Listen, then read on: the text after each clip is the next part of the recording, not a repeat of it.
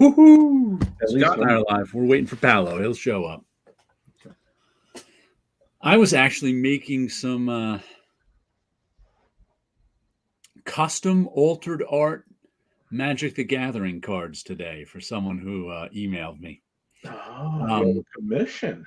uh, I used to sell them on eBay. One in particular. Let me dig it out. What I would do, and this takes a lot of work, I would strip the ink off the card, and then I would reprint it and mask it all off, strip the ink off. Then I have to put down a ground, an inkjet coating, and then print with my inkjet printer on it to replace the picture, and then varnish it. So it's a bit of work to do It's one of these. convoluted, process.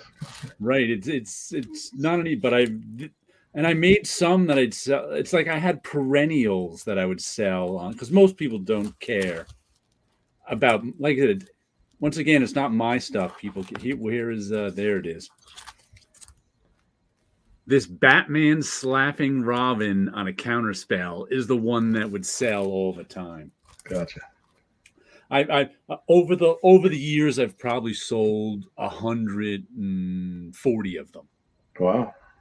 And usually I get, I forget what I sell them for on eBay now. Something like $10 or $15, I think it is. Maybe it's $13. I can't even remember what it is because, like I said, it's a lot of work to make one of them. Right. And it's actually printed on the card. Hello there, Saul. That's all. But I kind of stopped. eBay changed the way you. I think it was because of the card boom. Remember when, like in the end of 2020, beginning of 2021, like all sorts of cards just shot up in price. They were getting crazy prices for like a Jordan rookie card and stuff like that. So I think it was because of that. I'm not 100% sure. But eBay changed their rules for posting, not their process really, not their rule. Not you can still post all the cards you want, but their process for doing it. It's like all of a sudden you had to fill in all these categories, and I had about 10 or 12 different cards up there of those type. Right. And I just couldn't do it. I was just like, I got to fill out all, and they don't really have categories for the altered art stuff. And it's like you have to fill out these 9, and if you didn't fill them out, your card didn't show up in the feeds. And the reason I knew that is because stuff I would sell 1 or 2 cards a month on, just knowing they just didn't sell anymore. So I just took them all down and went, I don't care anymore. I just don't want to bother. But there was one guy it was like a year ago. He's like, oh, can you make me these custom cards? And he was paying me like $10 a card or something. Like I said, it's not exactly a fortune making these on it. No. Hello, Damien. Good evening, Damien. What about my cards? Want? We'll have to make him some cards. But anyway, like I said, I made him these. I got back to making the cards today, but it's like I had to remember I haven't done it since probably July. I had to remember the process all over again, and I went to use this is what you have to use: glass and tile medium. This is what the first coat you put on the cards after you strip the ink off. So preps the surface. And I was like, I had there was only about a third of the bottle left, maybe a quarter, maybe a third. And so it had dried out over the previous 2 months. It was like it was like gelatinous rather than liquidy. But luckily I had bought a new bottle of something similar. I'm like, I may as well try the new stuff because this stuff, I put some water in it. We'll see if it can revive it or not. But that's what I spent a lot of today doing, making those cards for that. And it was funny. I used to make them like I'd make a new batch every 3-4 weeks. So it was like second nature. How long does it take to make one? Oh, maybe it takes half an hour to make one. And like I said, I make them in batches. But if I had to break it down to one card, it was maybe 20 minutes to half an hour. It's not an all-day job then. No. It's nothing. That's why I was kind of like, I'm done with it. But for a while, it was like that was all the money I was making. It was like I didn't have a lot of freelance gigs, didn't have a lot of teaching gigs, so it was kind of like I was making comic book money. It was like I was making $20 or $30 a week to pay for my comics. Yeah. comic. You should make an obviously digital image that looks like pixelation block or something. Make a card and label it as an NTF and see if it'll sell. That's a good idea. This is your NTF physical style cards. Yeah. Only one in the world like it. But it was funny. I had to, because I have to use Frisket to make these. You know what Frisket is? Yeah, it's a fixative. It's I'll show you. Got a bowl of it. It's this plastic paper that you use for airbrushing. Right. And usually, when you're doing an airbrush painting, you put the Frisket down and you use it as a mask. You cut out the section you want to paint on, or in this case, I cut out the section that I want to strip the ink off. And so what I do is I cut it up into blocks and I put the blocks down on the edges of the square, the rectangular picture. But I was like, how many inches do I cut? I couldn't remember because I couldn't remember. I had to measure everything out. I couldn't remember how many inches. I remember having journalism class back in high school, and we'd actually physically cut out the article. We'd type them up on a typewriter, cut them out, and then paste them down with rubber cement onto a. Hey, that's how we made comics. Lines on it that didn't show, and then we'd mail them off to a printer, and they'd send them back. That's how we made comics up until the digital age. You print stuff, all those letter pages are that way. Yeah, and then you get the end result back, and like, this doesn't look as good as it did when we sent it off. There's a lot of processes in between. Yeah. Oh, looking back on that is just so primitive compared to now. How much is a roll of Frisket paper? Well, I was lucky that I found that roll in the discount section of Dick Blick of their website, because a roll of Frisket can cost you $20 to $30 a roll, depending. They also sell it in sheets. But I got that roll, which is pretty big, for around $10, which was because it was discontinued in discount. I wish I could get more of it because it's good enough for me. It was probably half to a third of the price of it. Frisket's not cheap. It's not terribly expensive, but it's not like I can remember when I first started doing these cards. Mm-hmm. The first Frisket I bought when I was doing these cards was in sheets that I got from Amazon, I think it was. And there was I think I got like 10 sheets of Frisket, and it was around a 9x12 sheet of it was bigger than 8.5 by 11, but not quite like 11 by 17 sheet of Frisket, and I could maybe get 9 cards out of a sheet, and 10 sheets was $15. That's pretty expensive. When in comparison for what you're doing, comparison for what you're doing, that gets pretty expensive, because like I said, it would be 90 cards for $15 just for the Frisket. Right. That doesn't even count the time. It's the time that counts the most. But I remember back in the day, like art students and engineering students, they'd buy Letraset and and that wasn't. It wasn't really expensive, but it wasn't dirt cheap either. No, press type was not cheap. We used to use that, and the day of press type was you'd get a sheet, an acetone sheet that had letters on it. Matter of fact, this is what you'd use to rub the letters off. This is actually, I still use this burnisher when I'm making my paste up mashup cards. I use this, and you'd rub this little ball on the end of it, which it doesn't quite work on this one because this little ball, there's a little ball on the end of a little metal ball, and that's spring loaded. But the springs always the plastic that held the spring on always broke. So one of these would only last you a year or so.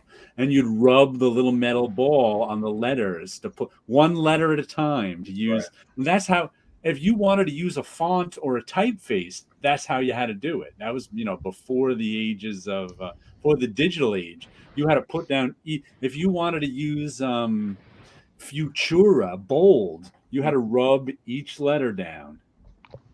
And then you'd send that out to your, to be photographed, to be printed. Are we sponsored by Office Depot again? Yes, we are. Art pays little and the materials cost a lot. That is for sure. You can go broke being a painter. Of the artist diet. What was that, Scott? Said we're just talking about staples of the artist diet. Home Depot, all that good stuff. I don't need to go to Staples. The car manufacturers give me free notepads and pens. You have no idea how many pens I've accumulated over 20 years that I've only used once. I would really rather have just one really good pen than 20 mediocre ones. Yeah, I don't care. You know what pen I use to write in my notebooks that is a flare pen. Do you remember these? Yeah. These were Bic? Where they were from Bic? Was that I think they're Papermate now. Papermate. But they're like a cheap marker that were everywhere in the 70s. Yeah, I remember those.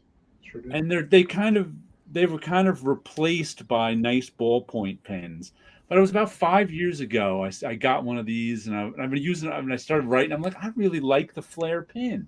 So I started writing with this again in my notebooks. In fact, my elementary school teacher didn't like us to use those pens to write.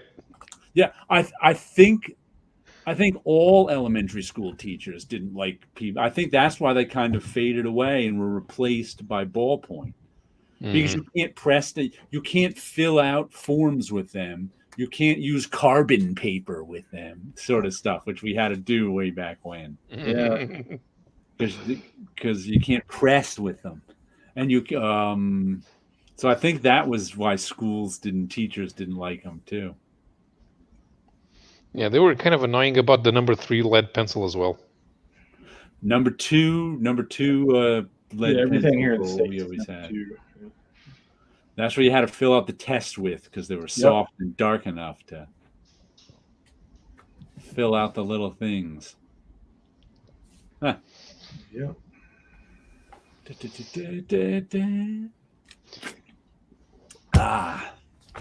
So I have a topic I wanted to talk about tonight. Okay. That struck me this week, that had never struck me before. I was reading this X-Men Messiah Complex. And I'm kind of enjoying it. It's okay. And this is actually an old comic now. It was from 2007, I think. So it's not new. The thing is, a comic that was published, anything that was published since 2007, it feels like it's only a year of material because everything gets spread out over years. Yeah. Writing for the omnibus. The 2007, 2008.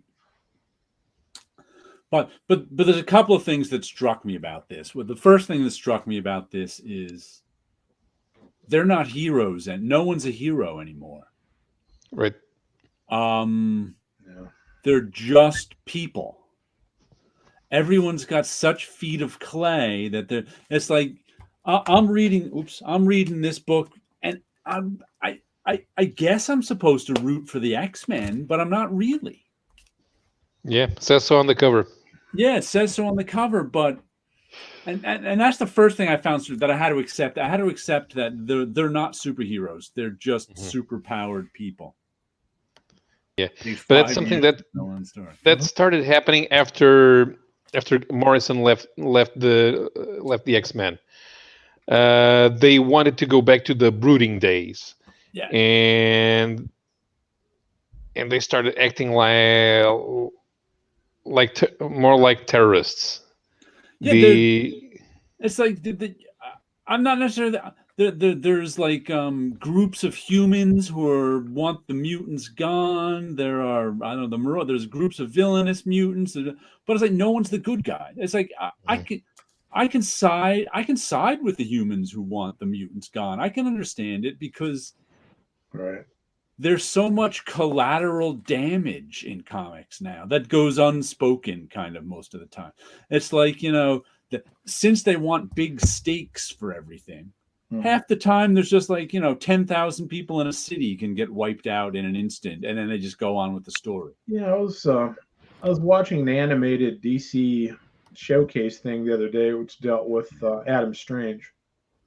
It was kind of the same thing. It was like nobody's a hero. He's a drunken, shell of what he once was. And the Thanagarians and the people from Rand are fighting each other. And it's just like that's something. Nobody in it was a hero. Yeah. That's something you kind of have to accept when you're reading superhero comics from Marvel and DC, is that no one's a hero anymore. Very few are. Like the X-Men certainly aren't heroes. And like he said, now they're a nation with a morality of a nation. Yeah. Like they had a pure mode rather than most fronts for Superman as a Boy Scout, whereas Batman has flaws and is dealing with it. Yeah, but there's different than having flaws and dealing with it in this. Which, like I said, it isn't necessarily. It wasn't bad. I'm enjoying reading it, but there's just. I'm not rooting for the X-Men. Yeah, all the mutants. They look like.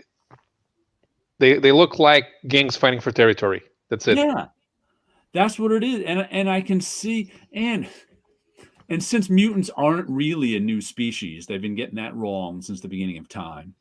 But they're acting like they're a whole and in this one I didn't realize too. It's like this is right after a whole bunch of mutants were. There were like millions of mutants have been killed. There were only down. I'm like there were millions of mutants. Now, it seemed like there were at one time, but I didn't know there actually were. As a kid, my father was a buyer for a kid's hospital and had a surplus of press on McDonald's land. The grade school's comics I made used letters from the words Grimace and McDonald's. I should cut those out. That's funny. But the other, besides the content of this, what I was really contemplating was the art.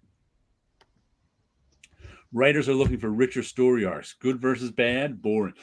I don't know that the story arcs are richer, but yeah, I think you're right. I don't think they are. I think that current writers are much more superficial than Jerry Conway ever was. Yeah, I think what they're looking for is bigger stakes because fans want things to matter. Bunny ears. Yeah, but they don't matter because the storylines aren't that intelligent.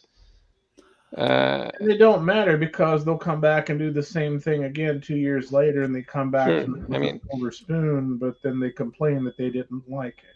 Yeah, and then we get to the point. Okay, these guys are going to destroy the universe, and in the next, and they have to top that with the next event. So, okay, now these guys are going to destroy 2 universes. The multiverse is it? Then we go the other way and bring the Micronauts back and say they're going to destroy the microverse. Yeah, they will. Okay, so how many universes are they going to destroy this time? 276? Yeah, whatever. Because they're infinite, you can destroy as many as you want. Yeah. But the other thing that this got me thinking about that I'd never thought about before was the art. In terms of I've said I'm not a huge fan of the art on this book, and I'm not a huge fan of most modern Marvel and DC superhero art. And that got me thinking, why? Yeah. Events are a huge problem, undermining any good writing, but it's also the only bullet they got in their weapon. They don't know what else to do besides. They make huge events and they sell the best. They try to avoid huge events and they sell worse. So it's the only weapon in their arsenal. There's a problem. But Claremont's X-Men are a good example of the way that things worked, and now they don't let it work anymore. And I'll even agree the market conditions, you can't replicate them. But Claremont's X-Men were not an overnight hit. It took years in years until that thing finally reached the top. When I was buying them off the stands in the John Byrne, I was there. I started buying it when John Byrne started drawing it. That was when I first jumped on the X-Men. And it was a cult hit. I couldn't get people to buy it. It was like, people weren't interested in the events are like heroin. They are. That like that's the one thing they know how to do, and they know will sell better than a non-event book. But the other thing I'm thinking about, like I said, was the art. I'm not a fan of most Marvel. I guess DC. I've read some Marvel recently. As a matter of fact, I read some today just because I wanted to look at it. But we also know that Marvel and DC, to an extent, but not as much as Marvel, have de-emphasized artists in terms of the importance to their comics. Right. They did that on purpose. They didn't want to ever have the Image guys do that again. And it's Marvel and DC are definitely both writers companies. They de-emphasize the artists and emphasize the writers. That's what this is Brubaker's X-Men. We all familiar with that. That all the omnibuses have the writer's name on them, and they de-emphasize the art. One thing that was driving me crazy about this is I don't even know where the credits are. Are there credits? They're not second or third page in the front. No, they're not in the front in this one. Oh, there's. Are you sure? Oh no, they are. Here they are. But you have no idea who does what. You have no idea who does what. There's no page numbers. So I'm like, I'm reading a new book. There's a new artist. I'm like, oh, I wonder who this guy is, and I can't find out because I have to back here, figure out what issue it is, and go, okay, this guy. They don't make it even easy to figure out who the artist is. And I'm reading this.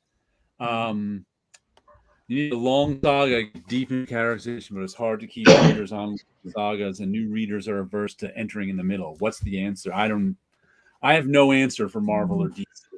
But my one answer is re-emphasize the artist. Anyway, and I'm reading this, and I'm saying to myself, why am I not because the artists are clearly talented.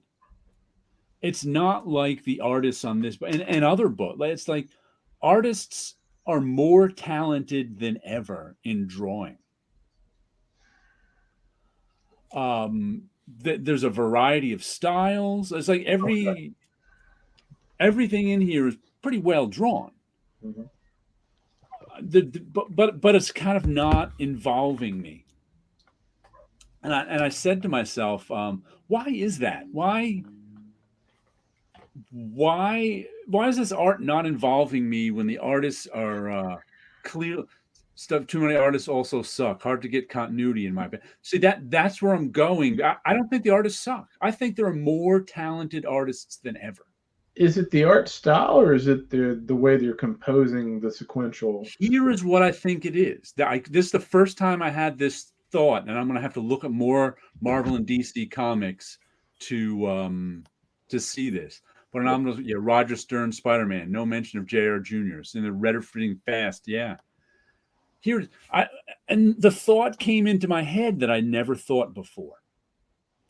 When you're a comic book artist and they de-emphasize your work, how does that affect your work? Sure, it probably makes you less enthusiastic about everything.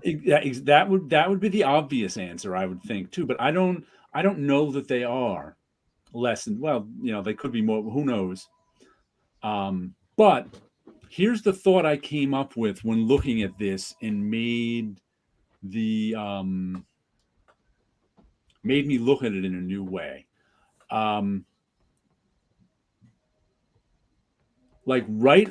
We're emphasizing writers. The comic Marvel and this is Marvel and DC. Let's just talk Marvel because I haven't even read that much DC recently, but Marvel, and I know specifically Marvel emphasized writers on purpose and de-emphasized artists. So what happens is, of course, the plot becomes even more important because that's what the writer does. The writer is the plot and the script.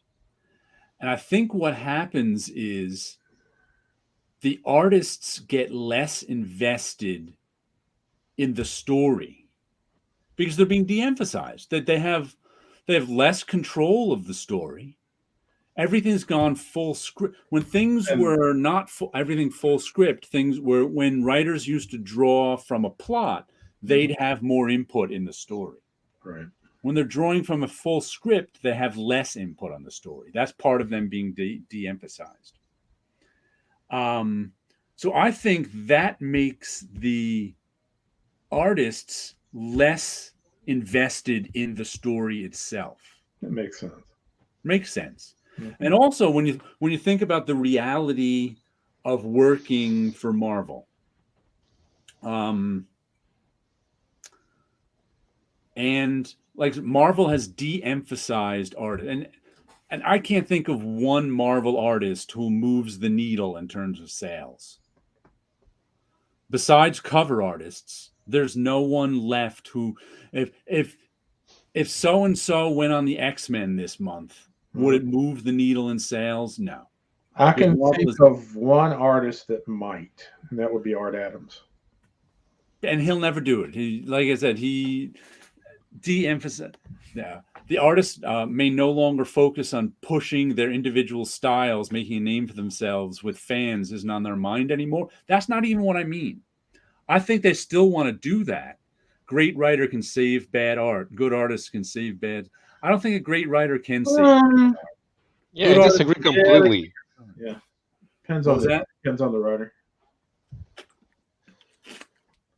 No one could save that From Here to Eternity. I was 7 to Eternity. That was it. I was reading one of the DC science fiction graphic novels, and I can't remember the name of it. But it was written by Arthur Byron Cover, and the art was done by Alex Nino. Mm-hmm. The art was great, but God, that story was horrible.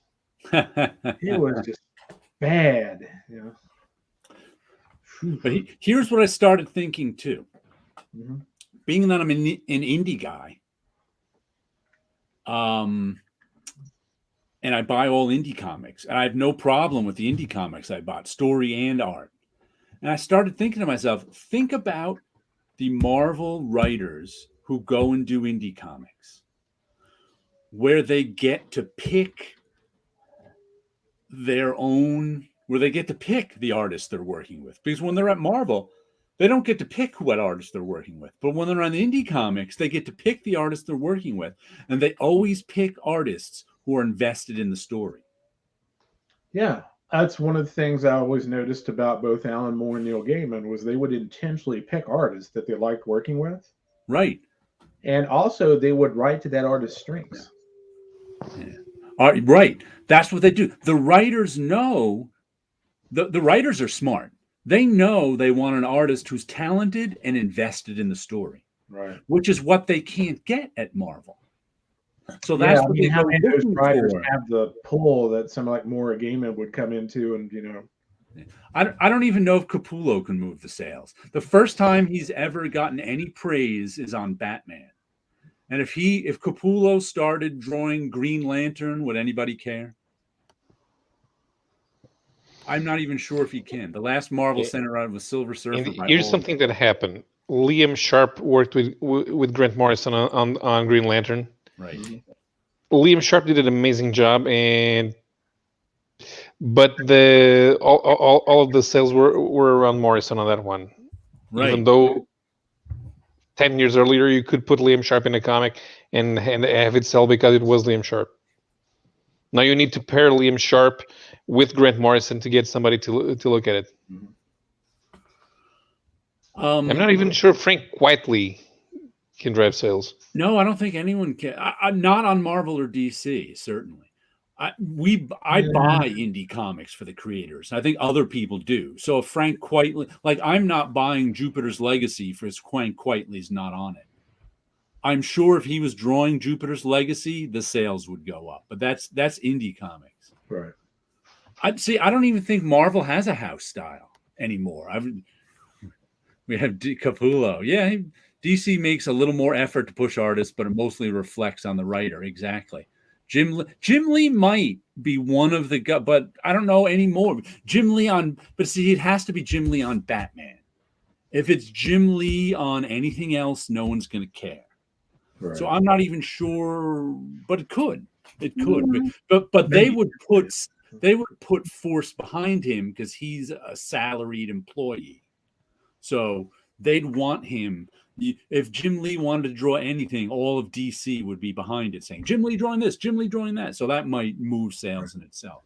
But here's what I started doing with these books, and I actually got a couple of digital Marvel comics that I borrowed from a friend that I read today too. What I did, because I said to myself, once again, if I was a Marvel artist right now, and they de-emphasized me, yet I'm still want to draw comics. I'm still working for comics. I still have to get jobs doing comics.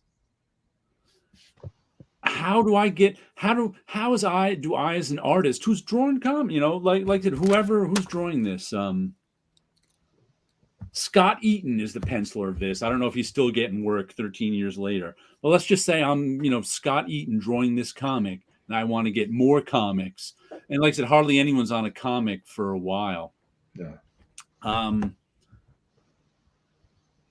What gets you your next gig with your next editor, or maybe this editor, is your drawing. It's actually, I would say, when you're working from, it's not because you're de-emphasized in the actual comic, and this comic is considered the writer's comic. Right.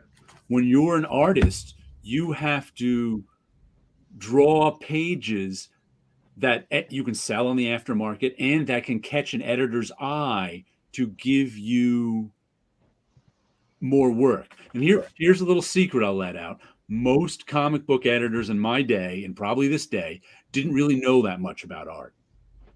They generally knew when they liked the drawing, but some could, but most of them couldn't tell like good storytelling from bad storytelling. They just can't. Yeah. They don't have the skills. I wonder if part of that is the editors these days are almost 100% influenced by comics and not by other literature. Yeah, but you'd think being influenced by comics would make you a little better at art, a little better at looking at the art. I think so. I think the current editors are not influenced by comics at all. They're influenced only by movies and TV. I think Tom King's a steady seller at this point. Well, and I'm going to have something to say about it. I think trades help sell a solid writer. Yeah. I suspect the advantage of working for Marvel versus Indie is in selling your original art. That's what it is. If you can make a name at Marvel but here's what I did. After I read an issue of this, and try this with a Marvel comic. First, I read the issue, and it was okay. I found the art clunky. The storytelling was clunky. But then the second time through, I ignored the word balloons. I looked at the art as if I'm showing original art to an editor. Because that's why an editor is going to hire you. He's going to look at your pages and see if he likes your drawing or not. Right. And the story reads a whole different way when you ignore the balloons.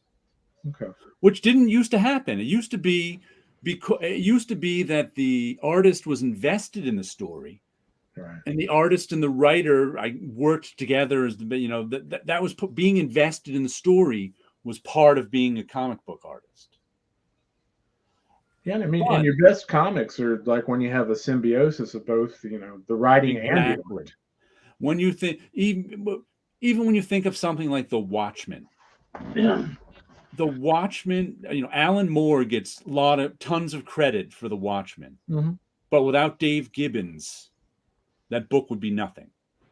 In terms of, even if you put someone like let's just say John Buscema, an artist we all like, an artist as talented as any of them. Yeah. John Buscema drew the Watchmen.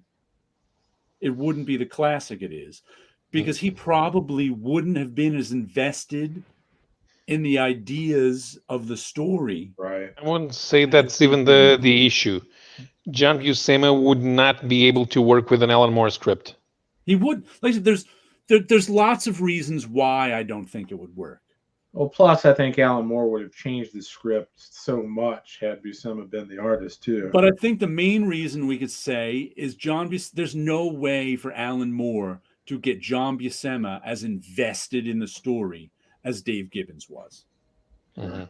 And that, to me, when corporate comics with a separate writer and artist work best, is when they're working, when the writer and artist are both invested in the story, which I think is what happens in indie comics these days. That's why I like them.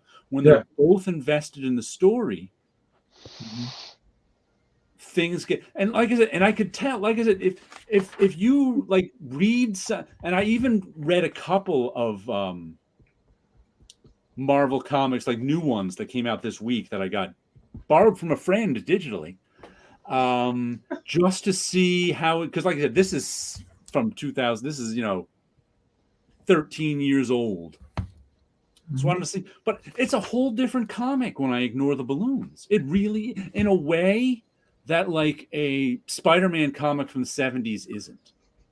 Well, that tells me that if you take out one of the two aspects, either the dialogue or the art, and it reads that differently. It reads.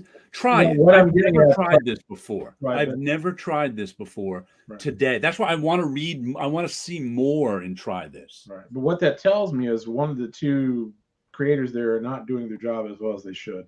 Yeah, that's because the artist isn't as invested in the story because he's been de-emphasized. Only I don't know.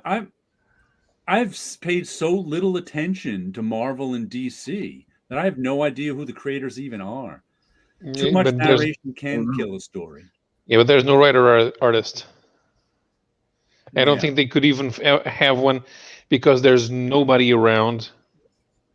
Even with a very sketchy style and no forethought to using storytelling, nobody can draw one page a day anymore. And this has been several years ago, but the last person I can think of that was the complete artist writer package in one person for Marvel or DC was Darwin Cook. Yeah. Mm-hmm. So they're even less invested in this. That's my point. That and this brings me to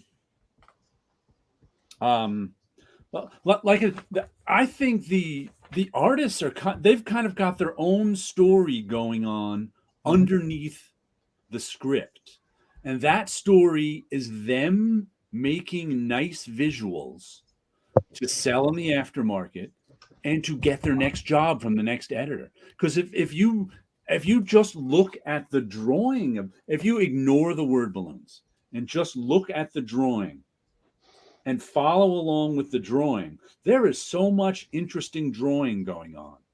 It just doesn't work with the script. So that's why I'm kind of disconnected from it. But it's like I was flipping through this going, wow, there's so much nice drawing and design and all sorts of stuff going on, but the comic itself is uninvolving. I think because the artist being de-emphasized makes them not interested. When it doesn't matter how good a job, I mean, the artist wants to do a good job.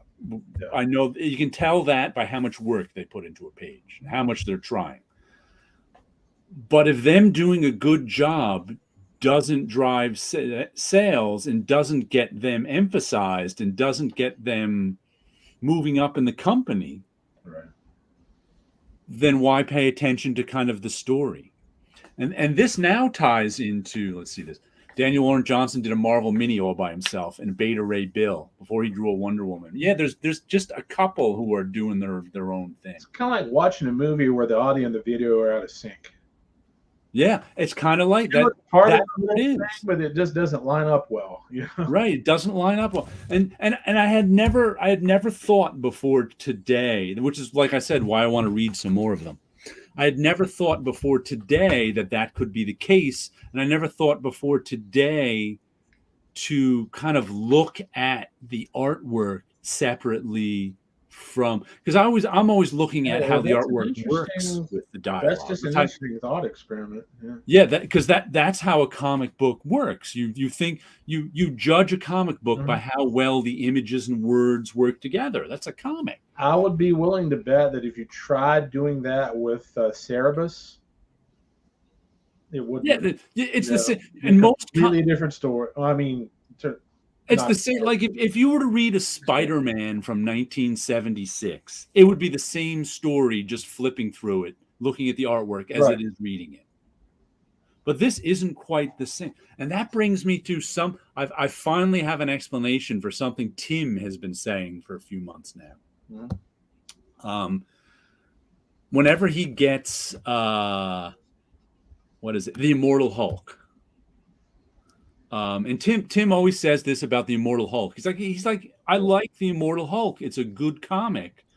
But this was a standard comic for like 1987. And it struck me what that mean. What that means to me in the context of this is there are still some comics from Marvel and or DC where the artist is invested in the story. I'm not saying all comics the artist isn't invested in the story. There are some where the artist is invested in the story. I think the Immortal Hulk is one of them, and another one would be Mitch Gerard and Tom King. What did they do? They did the Vision and Mr. Miracle, right? I read the Mr. Miracle one out of the library. It wasn't really my thing. But it was clear that Mitch Gerard was invested in the story. It was clear. Okay. I'm sure if you were to look at that one, the same, look at just the artwork of that one, there wouldn't be another story in the art than there is from that. So I think there are still artists who are invested in the story that the writer is writing, but not all of them at the big two. And like I said, I don't think this is a problem in indie comics at all. Yeah. Do you think better editors could address that properly? Yes, but it would also take a corporate change. A cultural corporate change. Because Marvel actually made a corporate cultural change on purpose in the 90s. I was there for it. Where they said, we're going to de-emphasize, we're never going to make an artist a star again. And even though there are completely different people working there now, that's still the case because corporate culture lingers. Yeah. I think you'll find more like Gerard's. I think so. Like I said, I'm really saying this about Marvel because I haven't read enough DC. And I think it's more prevalent at Marvel, this whole, because it was Marvel who de-emphasized the artist. And I think DC did that to an extent, but not like Marvel did. And it still goes on at Marvel. But listen, and today I actually went and read a Spider-Man comic and a Kang the Conqueror comic. And especially, and in the it wasn't I forget which Spider-Man. It was really a Daughters of the Dragon comic with a Spider-Man title on it. I forget which one it was. But in that one, the artist was fairly invested in the story, but he was also doing a lot of things in his style to emphasize his style. I don't know if it was him or her who drew it, but so there was like things in there that had nothing to do with the script. That was kind of the artist emphasizing their style, but pretty much they were involved in. But Kang the Conqueror #4, I read. That's one where, first of all, the script was terrible. But if you just look at the artwork, it's a different. The visual story is different than the script. Gotcha. Writers like King and Snyder seem to pick their artists. Exactly. When a writer can pick their artist, they pick one who's as involved with the story as they are. Writers know that. I think it's having a big enough name to have the clout to do that. Yeah, yeah. Do you think today's way of instant communication between corporate and creator somehow dilutes the end product? Both writer and artist were invested back in the day. No, I think writer and artist were invested back in the day because that was what you had to do. That was the job. And you would think it would be easier with instant communication today for the writers and the artists to communicate, especially across continents. Yeah. But like Sleepy mentioned before, sometimes the artists don't even speak English, so it makes it harder to communicate. Right. And I think that makes it harder for the writer to even invest himself in the comic. So what we're saying is we need Archie Goodwin back. Is that right? Yeah, you always need Archie Goodwin back. Yeah. I never met Archie Goodwin, but I've never met anyone who said anything bad about him either. Absolutely. He's one of those beloved figures in comics. Very much so. I'd settle if we could send current Tom Brevoort back to the Mirror Universe and bring back the original Tom Brevoort. Mm-hmm. You're saying we have the Bizarro World Tom Brevoort? Yeah, Tom Brevoort, the way he acts publicly and the way you find his credits, he's not doing the things that he was doing 20 years ago. That does happen. And he doesn't even, and he doesn't seem like the artist. He doesn't seem to want to commit to the product in the same way. Well, I noticed that that animated Adam Strange project I was talking about. I watched it. It's only like 15, 20 minutes long. It was written by J.M.D. Matisse, and like, this is the same guy that wrote Moonshadow? No. Really? Yeah. So that's your assignment. Read some or get some current Marvel or DC comics and read them.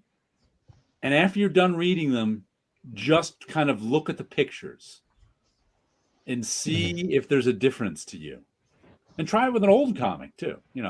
See if there's a different. See if you pick up like a 1976 Spider-Man comic and read it, and then just go back and look at the pictures. To me, it's kind of this. There's not much difference. Well, the new comic, it was so because I could see the artists like making each panel visually interesting, but not making the story visually interesting because they're not interested in the story. Because making the story visually interesting gets them nothing. Yeah, so it's like they're not focusing on the sequential part of things. Right, they're doing the sequential, but the sequential part gets them nothing. Right, because when this artist goes to get his next job, the editor isn't going to read his last comic. He's going to look at the pictures. Right. Or the editor is going to look through the guy's portfolio, which doesn't have words on it. And he's going to look at the pictures. And the pictures have to impress them. The storytelling does not have to impress them. If he puts his time into the storytelling rather than making the pictures impress an editor, he's going to get less work. Yeah. But for the end result for the fan, I think, is a less involving comic. I think it was Jim Rudden who was saying recently the big two editors don't even want artists and writers communicating that much. They never did. They never wanted the editors always wanted to control. Even back in the day, they didn't want. You'll see, Jack Kirby never talked to Joe Sinnott. That goes all the way back to those days. The editor wanted control of things. Yeah. Which is why writers in the indie world are always they're always talking to their artists because they know that artist is their bread and butter. Yeah. Even though the writers are promoted by Marvel and even DC sometimes, they know that they need those artists. Like when Kurt Busiek did Astro City, I bet him and Brent Anderson. Brent Eric Anderson, I bet they talked a lot behind the scenes. Yeah. Yeah, they do, but they all have stakes in the comic, Right. and Alex Ross too, because Alex Ross comes up with the designs. Yeah. Mm-hmm. You'll find that the copyright owner for Astro City is something called Jukebox Entertainment, and I bet all three of them have ownership in the. Yeah, but can you imagine an editor, actively suppressing them from talking to each other? No. That's not good. Right, but in Astro City doesn't. When I was looking up info on how Marvel functioned back in the Atlas days in the 1950s, writer submits 5-page story. Editor gives 5-page story to artist. He doesn't even look for an artist. An artist shows up. The way it was set up was the assembly line. I finished a 5-page story. I go to deliver it. I pick up another one. Who wrote it? It doesn't matter because it's not signed anyway. Yeah. But I don't think they bothered with inkers because it's usually understood that at that time it was not out of the ordinary for either the inker for the artist to ink himself or to have the inker working with him. They just had to deliver complete art. Yeah, they had to get things out on time. Mm-hmm. Jared, have you given thoughts on the Image staff wanting to unionize already? No, I haven't, but I'm pro-union. I said unionize. Why not? See what you can get. The thing about this being done at Image, Image is the worst possible place to do it. Well, Image is a mom and pop company, so. Yeah, and besides, the type of work that you'd expect the editorial people to do, the job that you did, at Image it doesn't exist because most of the stuff already comes done from outside. Yeah, they still have a small staff. Yeah. Right, but it's not on the same level as Marvel or DC's or even IDW's. Yeah, and their union, from what I understand, is not going to cover freelancer work. It's just no, so it's useless. Yeah, I'm all for strong unions. So go Image guys, unionize. I'm for it. What could go wrong? No, but this one's easy to quell. I mean, all they have to do is come up with a new rule. The artist and writer that wants to get published at Image has to have all the editorial work done by themselves there. Yeah, then you pay us $15 to print, $1,500 to print. But then when it comes in, the problem with that approach is when it comes in, if they haven't done it right, which I assure you they haven't, Image still has to get it printed, and they won't be able to. Mm-hmm. If they hand in files that aren't right to the Image, and Image hands in files that aren't right to the printer's going to go fix these, and Image is going to go, we got to send them back to those people. They send them back to those people, and they're like, well, what do you mean they're wrong? Fix them. So there's trust me, as the one who has to fix them, I know that they're gonna want those people there. 12 people in an office. I don't think it is useless, but why not? I gather they are production and marketing people. Why not? If you want to unionize. You need Marvel and you need to do this at Marvel and DC so that becomes industry standard. Yeah. You think that's going to happen in a company that's owned by Disney? No. Well, Disney are in Hollywood, and Hollywood has unions. Mm-hmm. All you need to do is make sure that the mafia is there, and there will be a union. Question: did old school art allowed artists to make comic with no script outline, and then the writer? No. The writers and the art, they'd come up with a plot first, and then the writer would draw it. Would have to figure out all the storytelling and make the plot into something that works visually, and then the writer would script it after the pencils are done.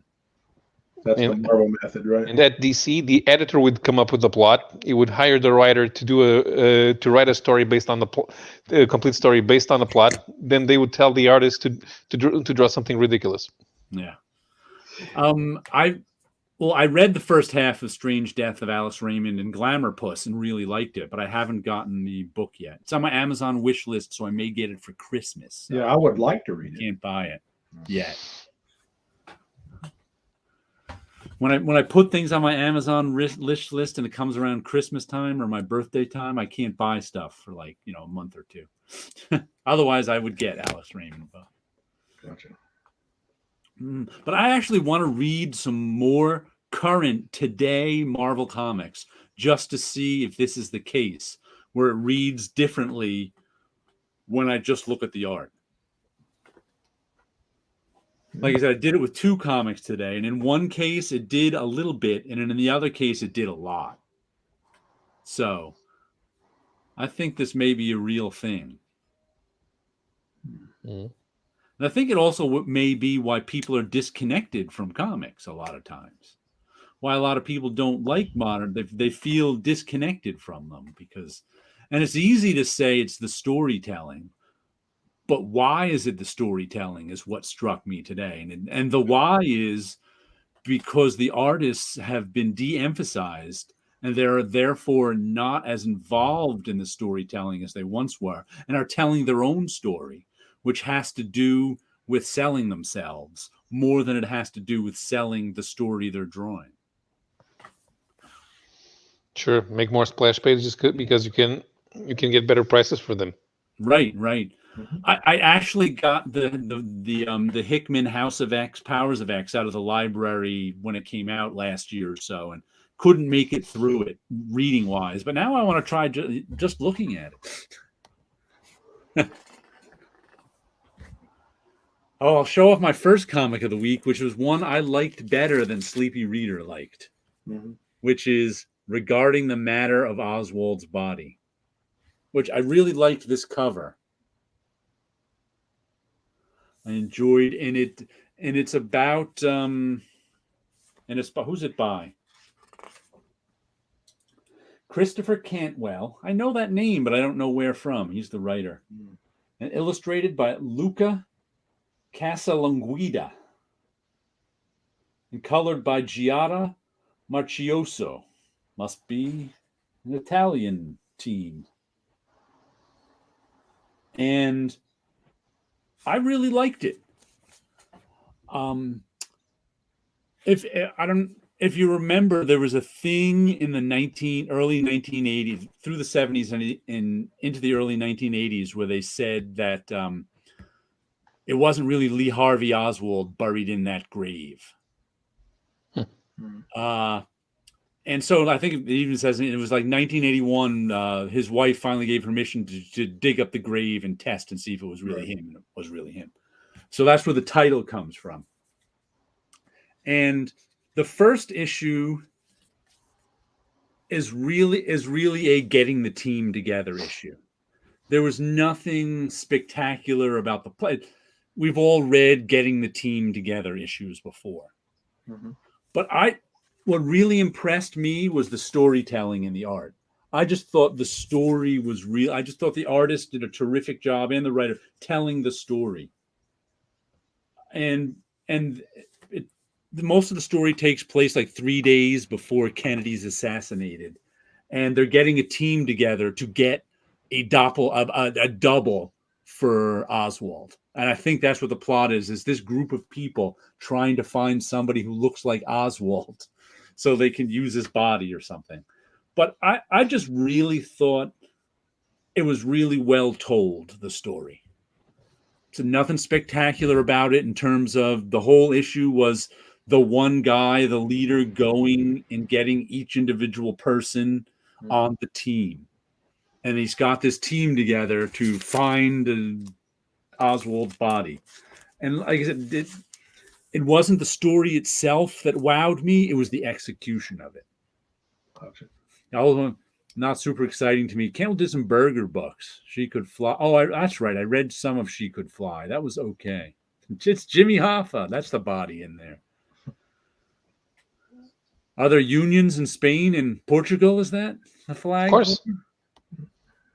You get a lot of indies every week, and it makes me very spoiled with high expectations. Yeah.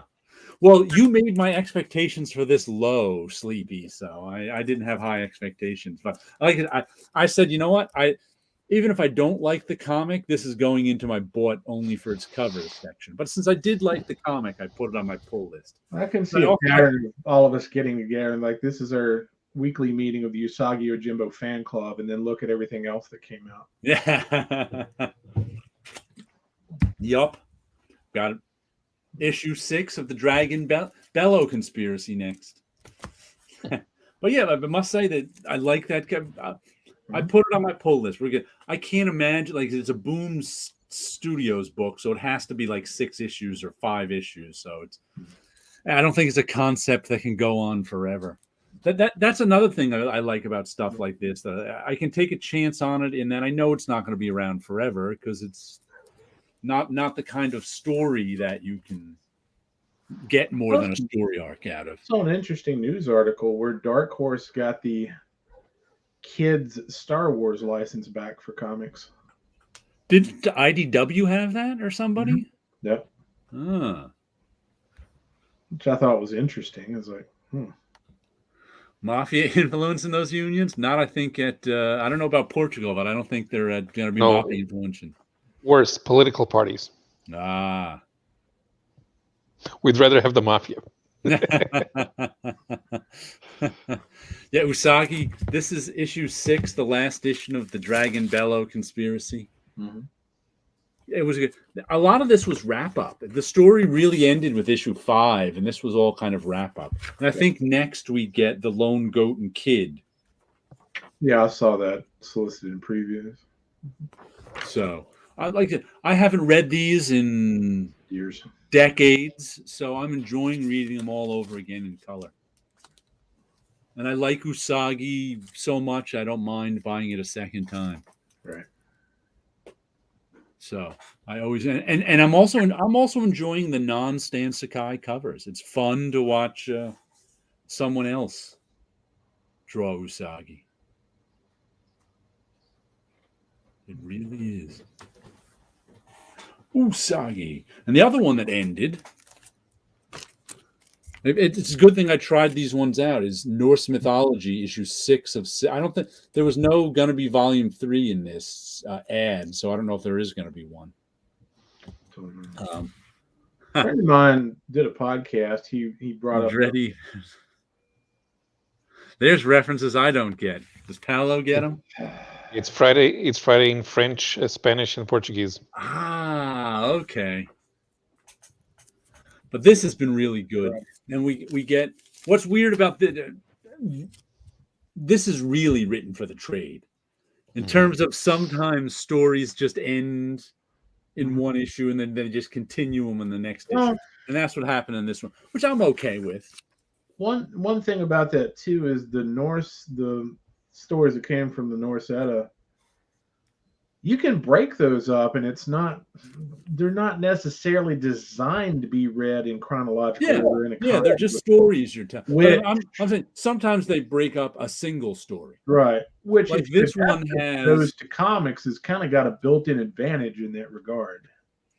This one has 6 pages of the story that was in last issue, and then it gets on to just the last 6 pages of that story. Then it gives us this next story. Yeah. But like it's actually fine with me, just because it's so good.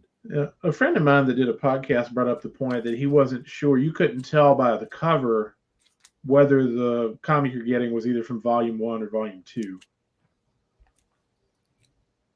You might not be able to. I don't see volume 1 or volume 2 on here.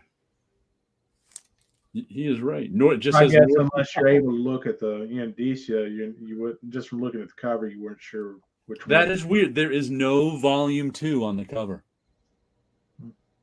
All right. That's called not caring about the aftermarket, because there won't be one for Norse mythology.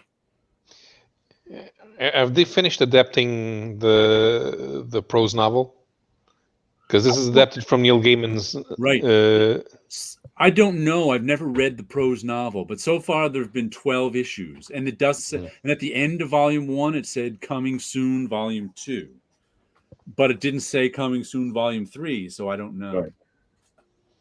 It's a mystery to me, but it was so good. I mean, I would think if there was going to be a volume 3, we probably would have heard about it by now.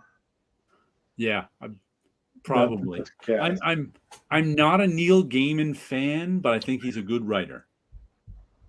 He just doesn't write things that I'm interested about. And when him and Craig Russell work together, but Craig Russell is just a favorite of mine. I mean, he's one of those guys I'll buy anything Craig Russell does. Yep, I agree. The work, task, and environment you worked at in the 90s bullpen-wise, do you think that exists anywhere in the comics, or is it everyone? No, it does not exist anywhere. What that came from was it didn't exist in Marvel when I left Marvel.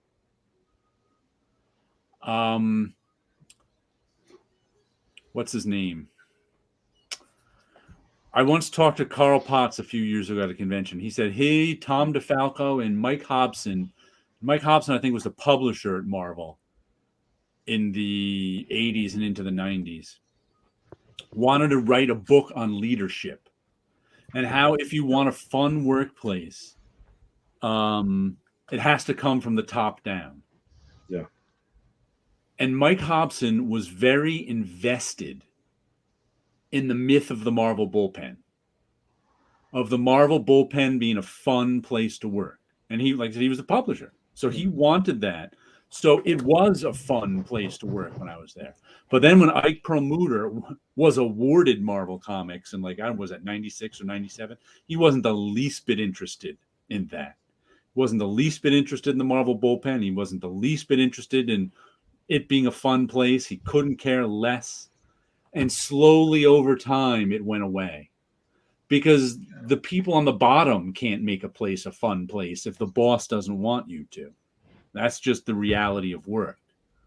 So that all ended when eventually after, by the time I got out of there in 2005, we were just people in cubicles. Killed by apathy, huh? Yeah. Yeah. Completely didn't and the Marvel bullpen in the early 90s really was a zany, crazy place. I mean, it would have made a good reality TV show. That's how nutty it was.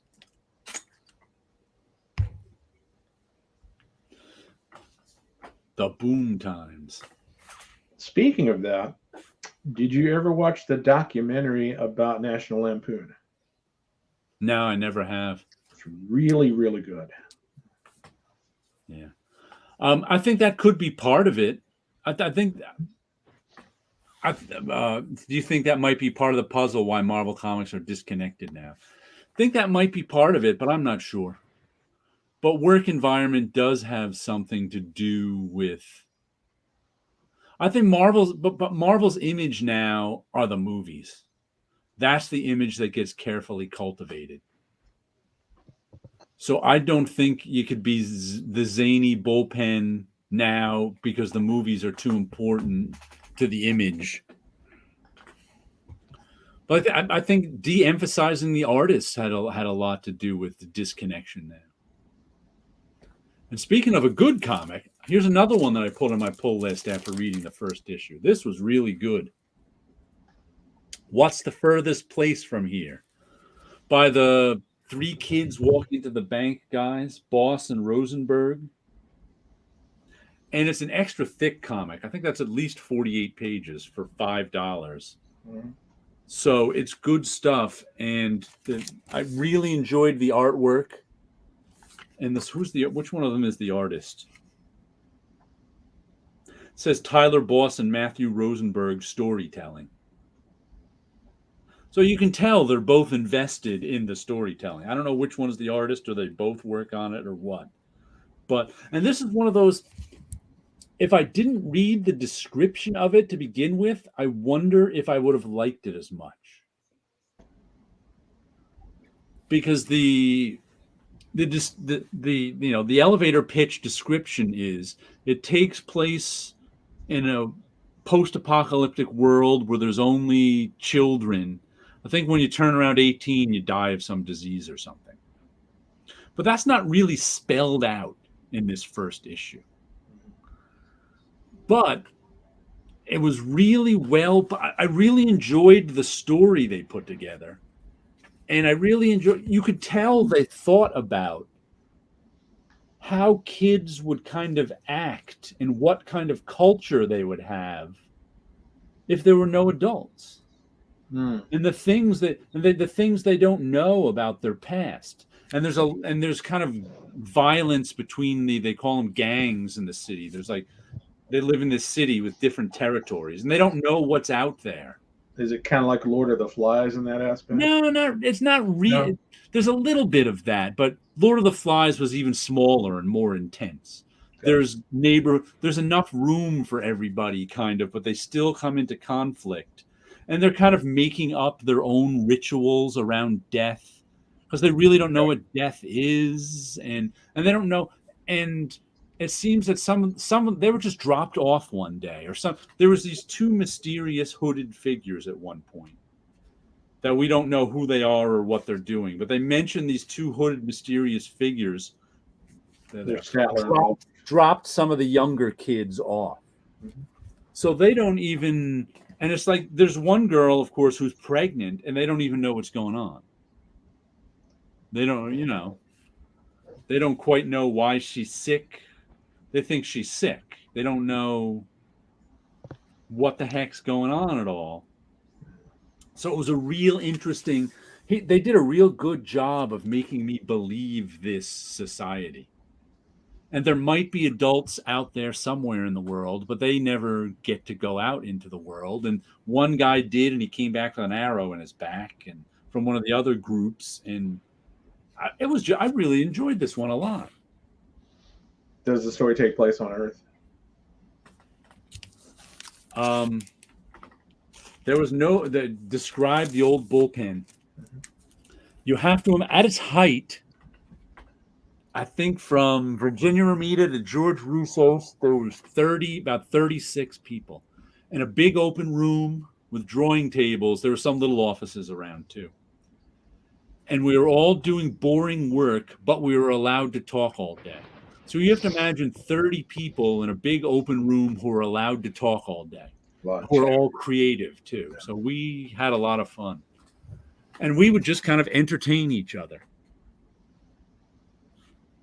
Did you have any? Yeah, you can search for that one too. Did you have a death trebuchet where you could launch like paper balls at each other?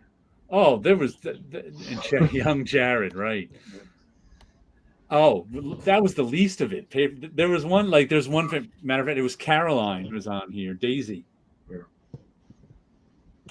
Well, one day someone brought in a Jesus copter. It was called because one of those toys that's a helicopter blades on a stick. Yeah. Like you spin and the helicopter goes off. Right. And it had Jesus loves or something on it. Jesus loves you. So it was the Jesus copter. And people were, everybody was shooting it back and forth at each other.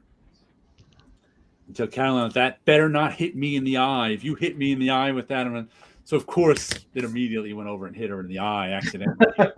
She was really, but then someone decided to tape X-Acto blades onto the end of it. Oh wow! It's like, oh come on, let's not get that crazy. Well, there was Nerf guns all over the place, and like it was mostly the camaraderie that was good. It was like we just had fun, and there was something that my friend that I was kind of the king of. That my friend Bunch dubbed verbal brinksmanship. Like I said, 30 creative people in a room and we're all bored all day. So the whole idea was to try and get the other person mad. And they knew you were trying to get them mad. Yeah. But it wasn't something like The Dozens where you're sitting there trading insults. It's way more subtle. You're just kind of digging at them here, digging at them there, digging until somebody gets mad and they lose the game.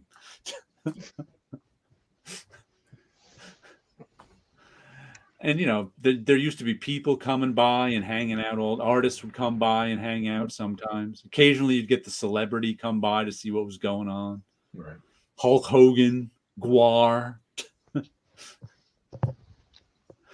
And then the celebrities sometimes people never cared about, like Foreigner came by one day and just nobody cared. It was just like, who?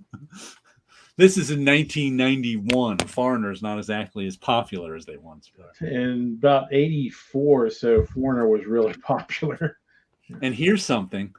In the building one day was William Shatner. And they didn't bring him down to the bullpen because they were afraid he'd get made fun of. Now, why would comic book people make fun of William Shatner? But it's like the normal people on other floors sometimes were terrified of the bullpen. That's how kind of loose and freewheeling and fun it was. Yeah, what floor were you guys working on? Do you remember? 10th floor. Okay. And there's the secretaries on the 11th, and I don't think it would have been an easy way to do it. But if somebody could have made a drawing of like the Hulk out on an airplane wing and held it up in front of the window on the next floor for Shatner, that would have been funny. We would not get a memo that a celebrity was coming by. They'd just show up. Who was a big comic fan who hung out for a while? What's his name? Sebastian Bach. From Skid Row? From Skid Row. Actually, I didn't know who he was at that time. Yeah. I was like, who's Sebastian Bach? Everybody else knew him. I was like, who's Sebastian Bach? I actually took some pictures of him hanging out in the bullpen with us because I had my camera that day. Actually, a lot of rock and roll guys are big comics fans. Yeah, yeah.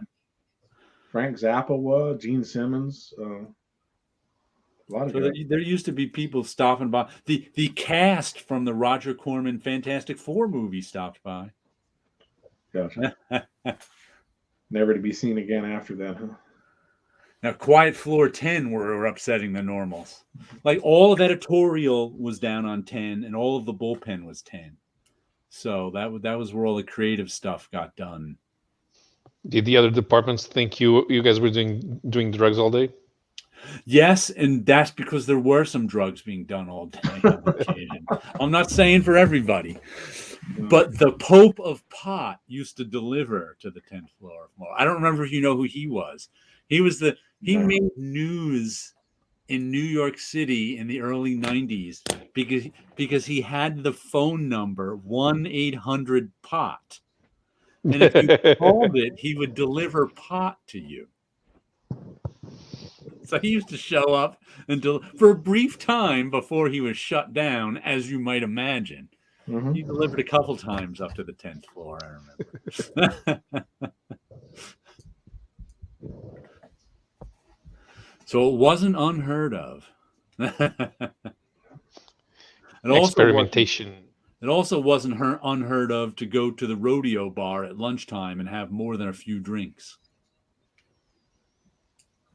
I had more than a few drinks when I was working at the car magazine. And sometimes, as an editor, that was part of your job. There was one thing that my editor-in-chief did.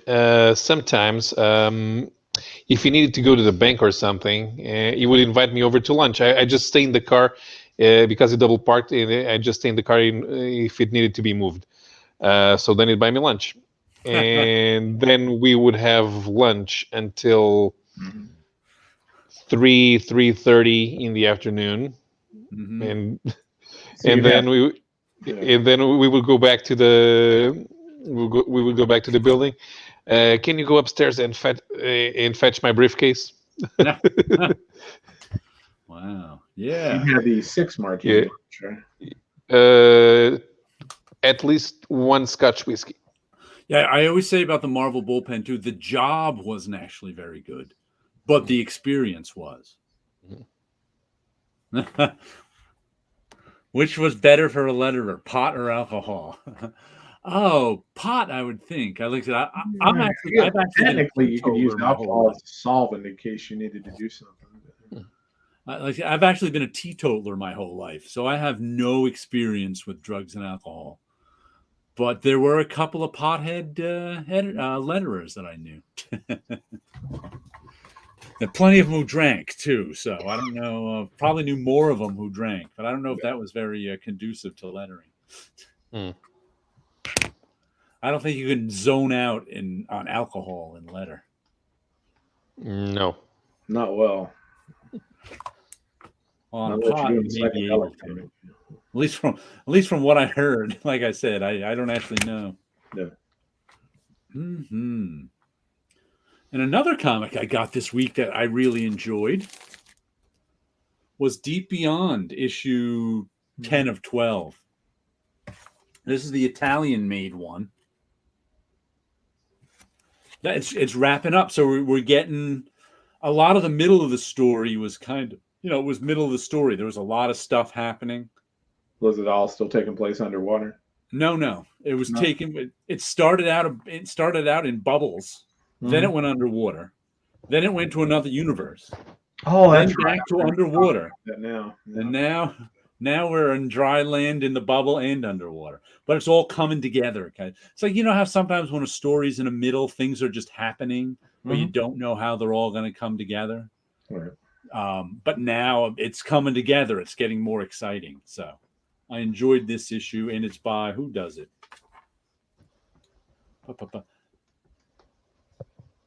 Mirka Andolfo, David Goy, Andrea Brocardo, and Barbara Nocenzo.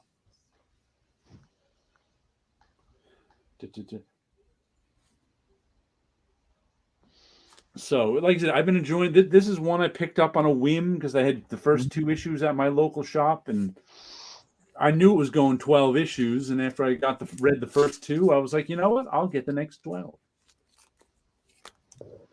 So it's been good. Who does it? The publisher. Arancia Studio. Arancia is Orange. That's probably the collective of the guys doing the comic. The Italian, yeah. Arancia means orange. Okay. I must admit, I've never heard of that publisher before. It's Image, but that's the name of the studio. They've got a little logo down there, Arancia, with the eye turned upside down. And it looks like a little orange being splashed with water. Hold on. Or something. Now that you say it means orange. Whoops. That must be an orange right there. Yeah, it is an orange. But yeah, this one's been a pleasant surprise all the way through. Very different than most comics, too, They do have a Facebook page, and most of what their posts are in Italian, even if they're working for the American market. Mickey Caesar was the Pope of Dope. Looks like a nice. You knows who he is? I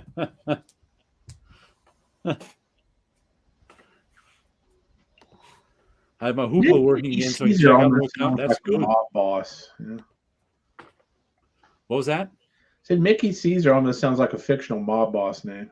Well, it's got Caesar in his name, so right. That's got mob boss written all over it. But did I tell you guys I couldn't make it through all of 7 to Eternity?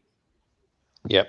I know I mentioned I don't know if I remember mentioning I didn't like the first trade that much, but in the second trade I read the first issue and then flipped through the rest.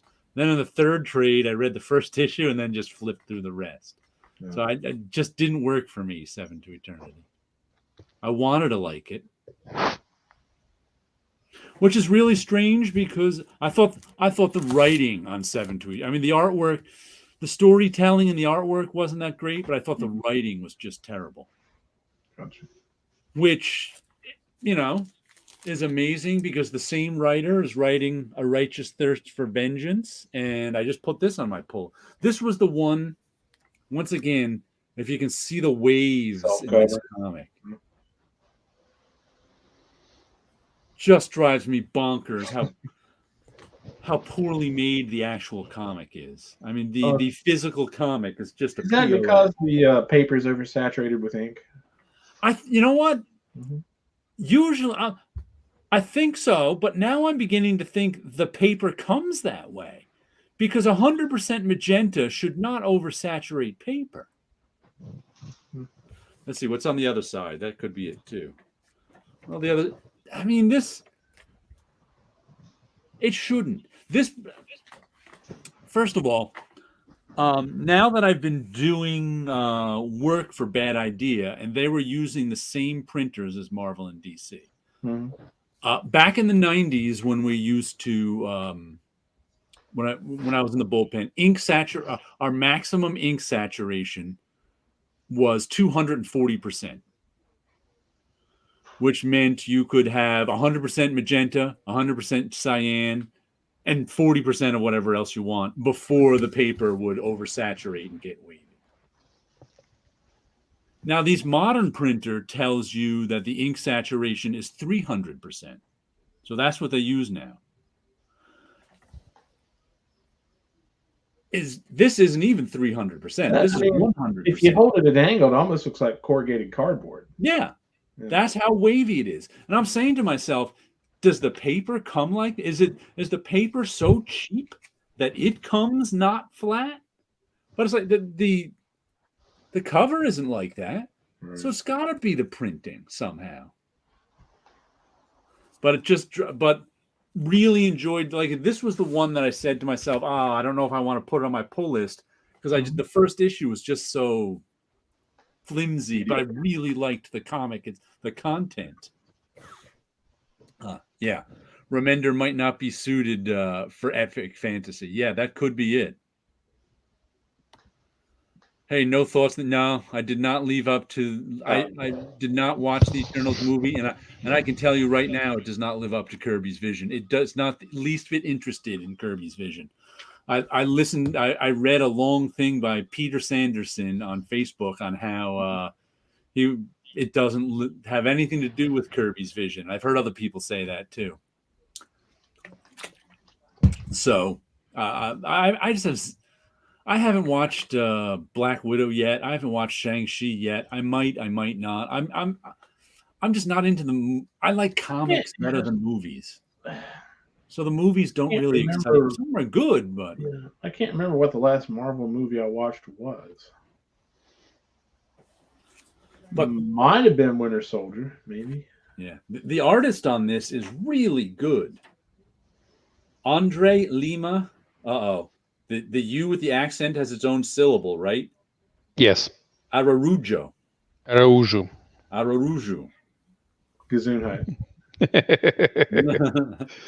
Teaching the particulars of the Portuguese language. I'm learning some of it. I still can't quite get it, but at least I know when I see a U with that accent, it's its own syllable.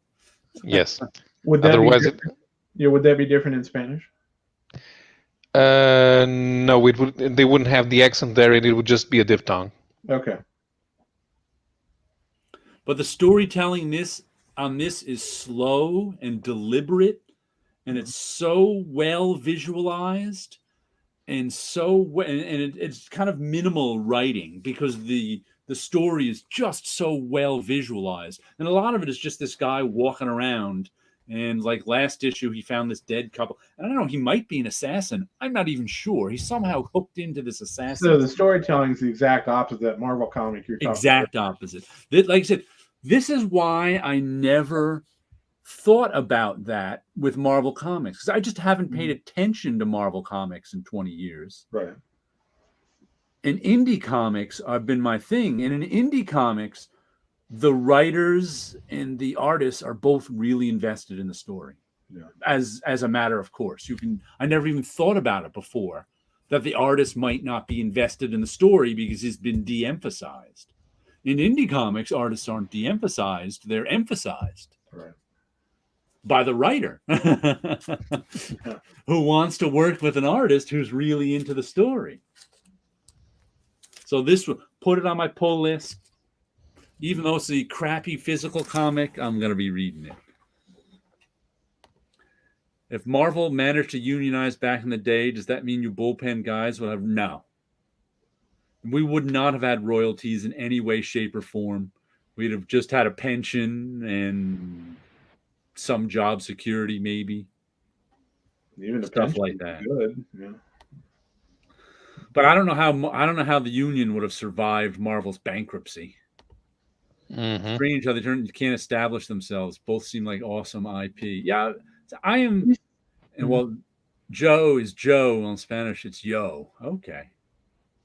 So when Richard Pryor made his movie in Spain, it would have been Yo-Yo Dancer instead of JoJo Dancer. Yep. Mm-hmm. No, it's not yo, it's ho. Ho. Ho. Oh ho. Merry Christmas. Yeah, we Portugal has the same J as France. Gotcha.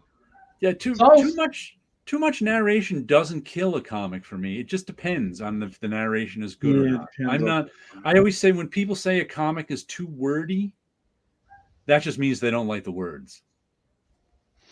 Right. I think I do the same thing, and I say it about comics that I don't like the words. Sure, but there's narration and there's narration. When they're doing it for mood, like when they're describing Madripoor. A place high in crime where everything can be bought or sold for any price that you want. That's narration. Now, suddenly, the crooks burst through the door, and you see the crooks bursting through the door. You don't need that, of course. It just popped into my head another thought I had about this X-Men Messiah complex when I was reading it. You missed Claremont's narration. No, what I missed was when I was talking about how they're not heroes, and I was having trouble empathizing. All of a sudden, I couldn't remember the word. Empathizing with any of them, and it was like, I can see the villain's point of view, I can see the hero's point of view, and I think one of the reasons that is the lack of thought balloons. We now don't get their inner thoughts. We can now only judge them by what they say and their body language. And their body language is always violent and aggressive because they're super muscled superheroes. Yeah. There's no body language in this entire comic but aggressive. That's just the way it's drawn. So we get it, even if someone is saying, "Oh, we got to take these guys out," and there was lots of, "We've got to kill these guys. We've got to kill these guys. They're killing us. I don't want to kill them. You kill them if you want, but I won't kill them." Stuff. There's lots of kill this guy, but there was no without word balloons. No one's ever contemplating anything. It's always like, I can only judge them by what they're doing, and what they're doing is trying to kill people. So it's like the dialogue is kind of going through the motions. Yeah, there's no, in every single panel, Cyclops is actually tough and violent and saying tough and violent things. Mm-hmm. But in no panel is he like, "Oh, I really miss Jean Grey." We never get to see a side of them that's not tough and violent. And I think that has to do with the lack of thought balloons. So it's like none of the writers ever saw Buster Keaton. Is that right? Mm-hmm. I never liked Stan Lee's writing. I mean, I know that's once again, I was seeing because of the Eternals movie, people talking about, "Oh, you can see Stan Lee's writing was missing from Jack Kirby's Eternals." I'm like, no, I like Jack Kirby's writing better than Stan. Right. I think when you're a kid and you haven't been exposed to that, Carnival Barker mentality before, it's a lot more fun. What it is, Stan Lee's writing in the 60s was better than the writing around. I would much rather read an early 60s Stan Lee comic than a DC comic. Mm-hmm. I mean, I just think his writing is better by comparison at the time. But by the time I was a kid in the 70s, I used to, first of all, the only Jack Kirby stuff I saw when I first was getting into comics in like 76, 75, 76 was Marvel's Greatest Comics, the Fantastic Four stuff. And I didn't like that. All that classic Fantastic Four stuff that everybody says is the best comics ever, I hated it. I did not like it at all. I found it terrible. Corny. So much so that I thought I didn't like Jack Kirby. That's why I didn't like the comics. The thing that got me to finally read Jack Kirby comics was Captain America's Mad Bomb. It was actually before that. It was first it was the stuff after Mad Bomb. The Swine was the first Captain America stuff I read. I don't know if it's like issue 206 or something. Mm-hmm. I had seen the Mad Bomb stuff in advertisements in Marvel Comics, but had never read it, never bothered, never saw it, never read it. And then I bought Hulk like 206 to like 212, I think Kirby left at. Mm-hmm. And there was 2 issues with the Night Flyer or something was the villain. And I just loved those 2 issues as a kid. And then I went back and reread some of those Fantastic Fours and realized it wasn't them. I liked the Kirby artwork. It was the Stan Lee's writing I couldn't stand on those issues. And then I went back and got Mad Bomb, and I loved Kirby ever since. It was actually, I think those 2 issues of like 211 and 212 of Captain America that really cemented me as a Kirby fan. I must admit, I haven't read a whole lot of Captain America. Yeah. The lack of thought balloons is a way to emphasize show, don't tell. Yeah, but the problem is all they're showing us is that everybody's angry and fighting each other. That's it. Well, I don't. That's why there's no. I'm not emphasizing with either. Sometimes I emphasize. Sometimes I'm like, I'm with the Marauders. Kill those mutants. They're trying to kill you. And sometimes I'm with. Don't kill them. Don't kill the mutants. They're the mutants in here aren't persecuted. They're murderers. Well, just thinking if your script is, basically they just all kill each other and all violate each other, it would be interesting thought exercise to take out all the superheroes and replace them with professional wrestlers and see if the story is exactly the same. I don't think professional wrestlers are this angry, but I haven't watched professional wrestling in a long, long time. So I'm not sure. But like I said, get a Marvel comic and read the artwork, but not the story. See if there's a difference to you. There really is to me. And I also say that the movies have been an influence on the comics now in that I don't think like the superhero powers are well defined. I think it also has to do with the sheer number of mutants now too. Even though they killed 3 million mutants in this story, there's still plenty of mutants. Mm-hmm. One of the things I had to accept about the Marvel movies is everybody's power is just about the same, and it's all visual. Everybody just shoots blasts. Or beats the crap out of each other like the Hulk. Beats the crap out of each other and shoots blasts. That's it. There's no subtlety to their powers. There's no, my power is different. Scarlet Witch's blasts are no different than Iron Man's blasts, are no different than Hawkeye's arrow blasts, are no different than the Vision's blast from his head. Wow. It's all just visual, and that's what it's supposed. And I think comics have adapted that too. In these, their powers are very non-specific. Where their powers used to be extremely specific, now they aren't. Now Cyclops blasting something is no different than Storm blasting something. Than all these guys with claws who jump at things and blast them with their claws, basically. If you think. Yeah, I mean, if you think, just Storm alone, the ability to control the weather, you could do so much with that. But she can't control the weather. She can manipulate the weather. Fair enough. Okay. Although there were a few things about the way the X-Men. What was that? There were a few things about the way the X-Men used their powers, which got forgotten, and nobody even. I don't think the current crop of writers even noticed. But there is a physical price, for the X-Men to use their powers. Even the Alpha Mutants, like Storm, can't just whip up a storm out of nothing. She has to manipulate the weather patterns in order to create rain where you are. She needs to take it out of somewhere. Right. And Nightcrawler became physically exhausted teleporting. Now Nightcrawler is a tactical character.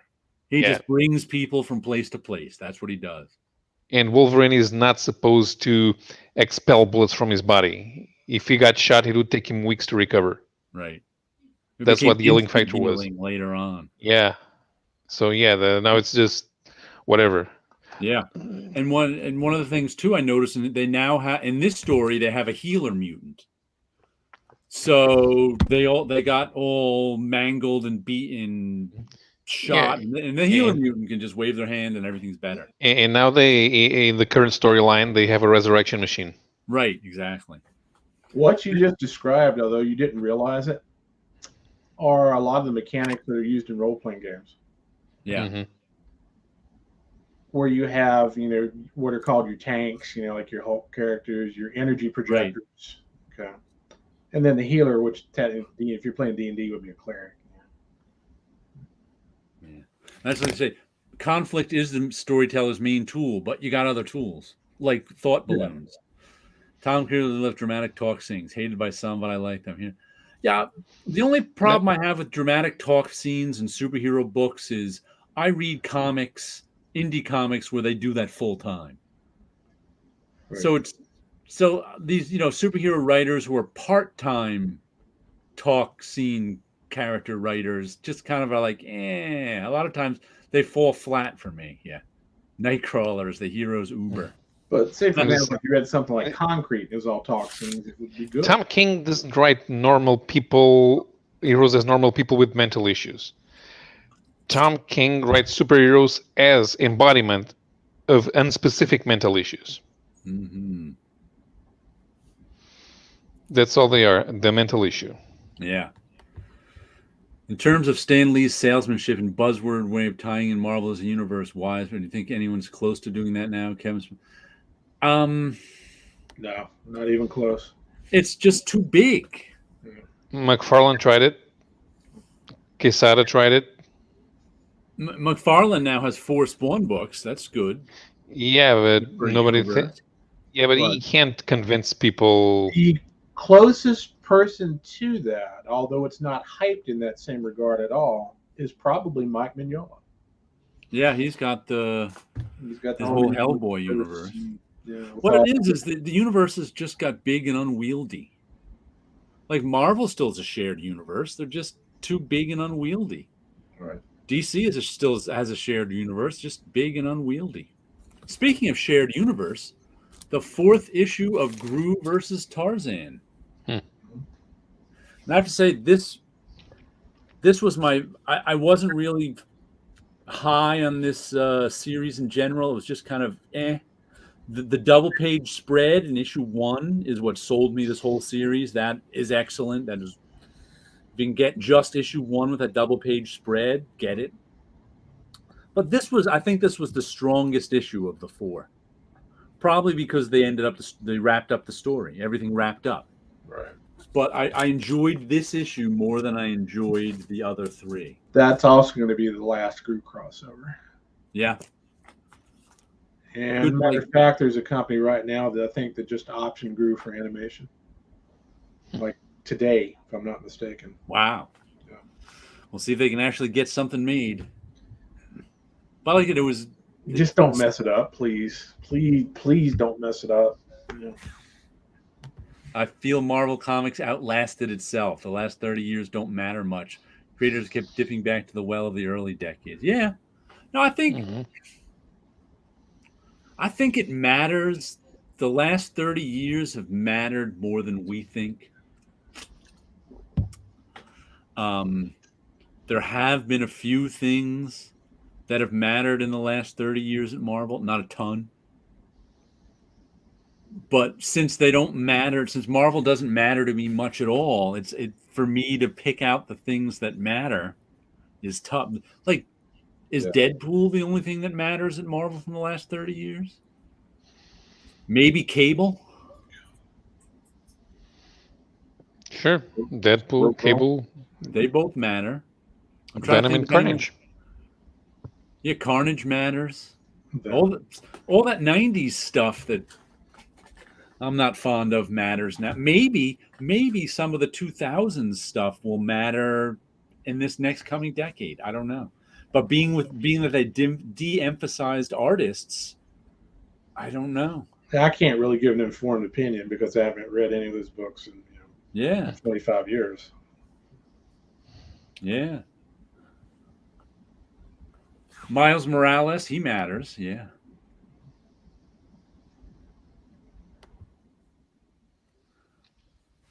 I heard an interesting. I actually heard something interesting on what's his name, Ethan Van Sciver's one of his videos. Which I usually don't watch just because I don't have much interest in him and his buddies selling their comics. But he was talking about I don't know, I forget which replacement character. And he pointed out, I think it was DC in the bisexual Superman. Mm-hmm. And he pointed out that a lot of these characters are coming up for copyright renewal. Where the families can possibly get the copyright back. And so DC, he thinks DC is creating some of these characters, and Marvel has already done. If Marvel loses Spider-Man, they still have Miles Morales. They only, like, if the Ditko family somehow gets Spider-Man back, they get back the 1960s Spider-Man. It doesn't work like that. Miles Morales uses elements that are derivative from Spider-Man. But it does work like that in this country. It actually does. You only, when something goes into the public domain, you can use the stuff that came out that year. You can't use the stuff that came out afterwards. Sure. Which is, and it's the same with they can. Miles Morales is a separate character with a separate creator. And I think this is also why, I don't know. That'd be tricky for DC to do. I wonder. Yeah. What was that? They learned that from Doctor Who. I don't know. Where you can have another actor, so to speak, in this case, another character, step into that role. Well, no, I think that's natural in. I don't think they learn. That's natural in acting in any franchise, which there were very few of at one time. Like Doctor Who was one of the original ones. No, you're gonna have to replace the lead actor. They're gonna leave the role willingly or unwillingly. Well, that's what I'm saying. You use that as a mechanism so that you can write yourself out of it purposefully. I don't think in comics we would never want to get rid of your cash cow purposely. I don't think they do that in the incarnation of the cash. I think if the original Doctor Who never aged or left, he'd still be playing that role. If he was the moneymaker. Why risk replacing your moneymaker? They wouldn't do that. If can't you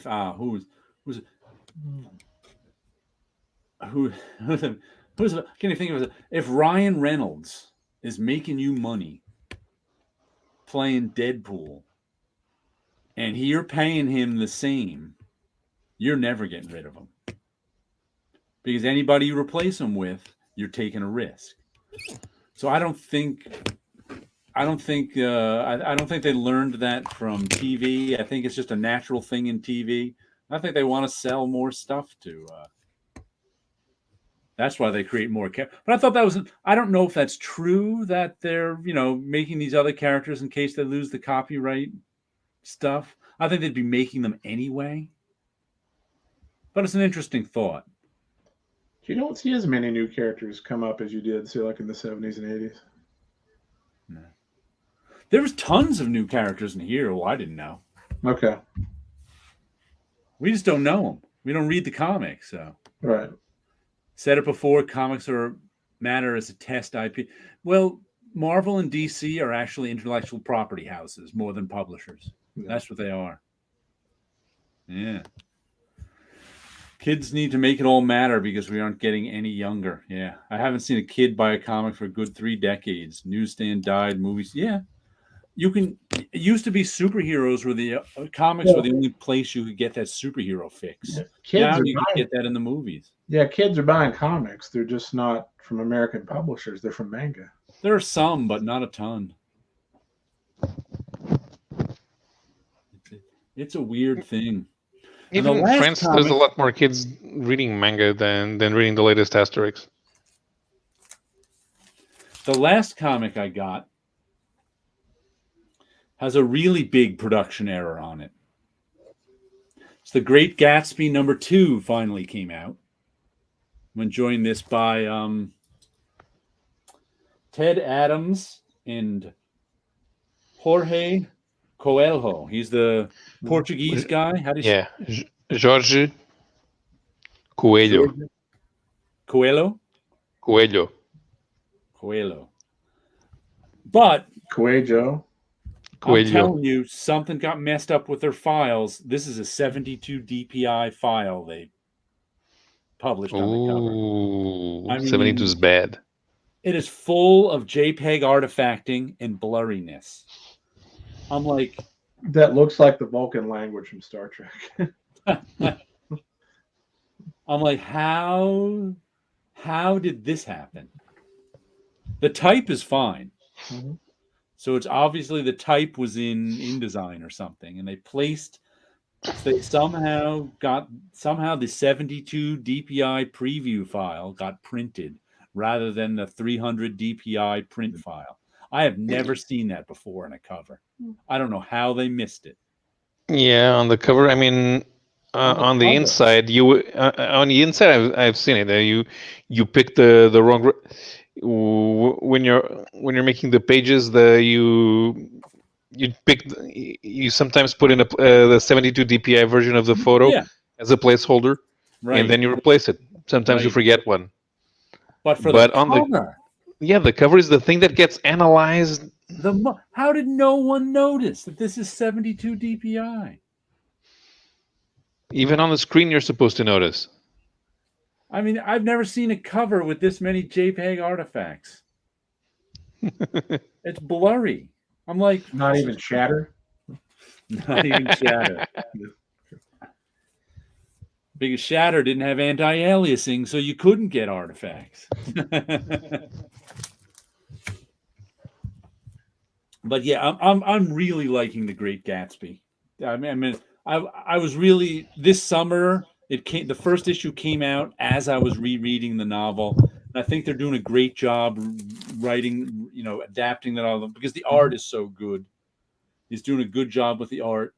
So I can't wait to get more issues of this just because I'm enjoying it so much. But man, 72 DPI cover. How do you do that? That's crazy. These things get looked at so much. You would think somebody in QA at the printer would have looked at that. It's like, this can't be right. Yeah. Yeah. I don't know how it could be because I don't know if you can tell in the screen, but this purple, first of all, it's purple and orange. So it's going to make compliments are going to make your eyes bug out a little. Mm-hmm. But this is all a reflection in a mirror and water. So it's supposed to be a little blurry and there's waves drawn in it. Yeah. So maybe whoever was looking at it just went, blurry is supposed to be blurry. They didn't notice that it was blurrier because the whole concept was it was supposed to be a little blurry, that they didn't notice that it was really blurry.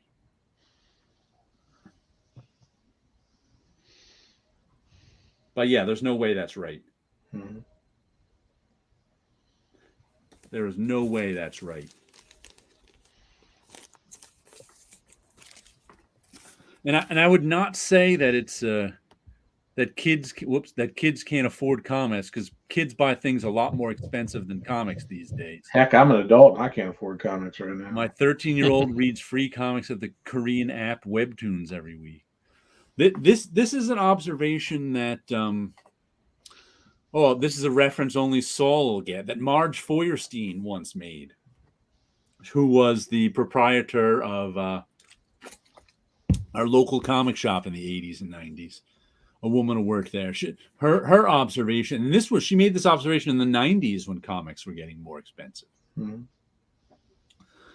That comics, being that they used to be able to be bought by pocket change, comics were just about the first thing kids had independent control over buying.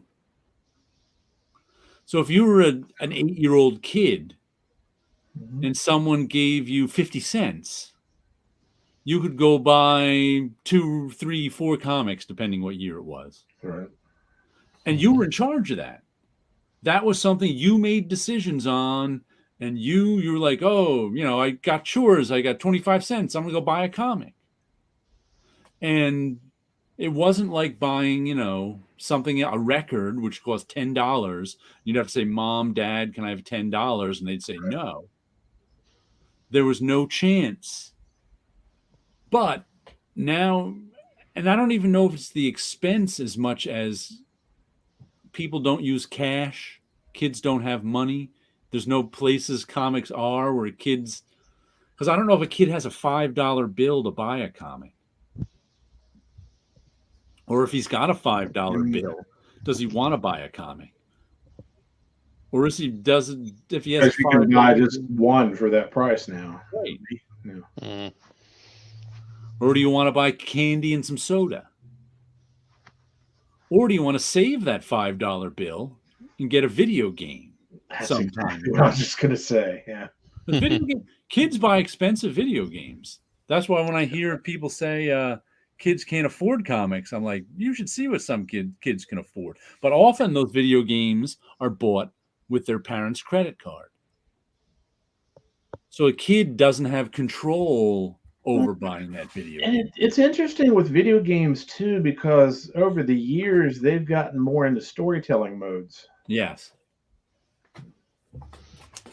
And like The Last of Us, for example, is like it's a story that you'd see in a major, theatrical release movie. Yeah, reading for pleasure is diminished. I don't know if it was ever undiminished. I say it's diminishing. It wasn't really high ever. A friend of mine who has teenage kids and owns a comic shop can't get them to read comics. My nephew won't read comics. Most of their friends, because they're. Yeah, will the kid understand that $5? But see, when I was 8, it didn't matter if I didn't understand the $5 comic. Trying to understand it was part of the fun. I bet you the kid would understand Usagi Yojimbo. Oh, yeah. That he'd understand.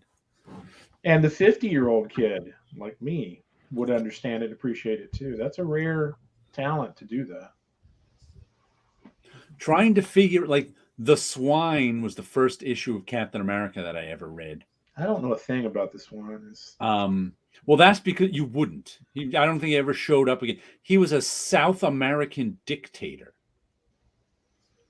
that Captain America and his adventures kind of stumbled on. It was unlike any comic I had read as a kid.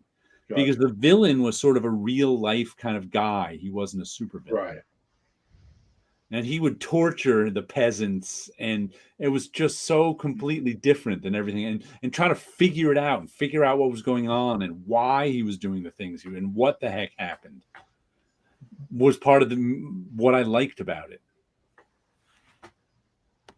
With the webtoons, my daughter knows she's reading something Dad doesn't know about. Purely her choice. It's the tab. Well, I mean, teenagers maybe more than pre-teenagers. I mean, the taboo aspect has a lot of draw to it. Yeah.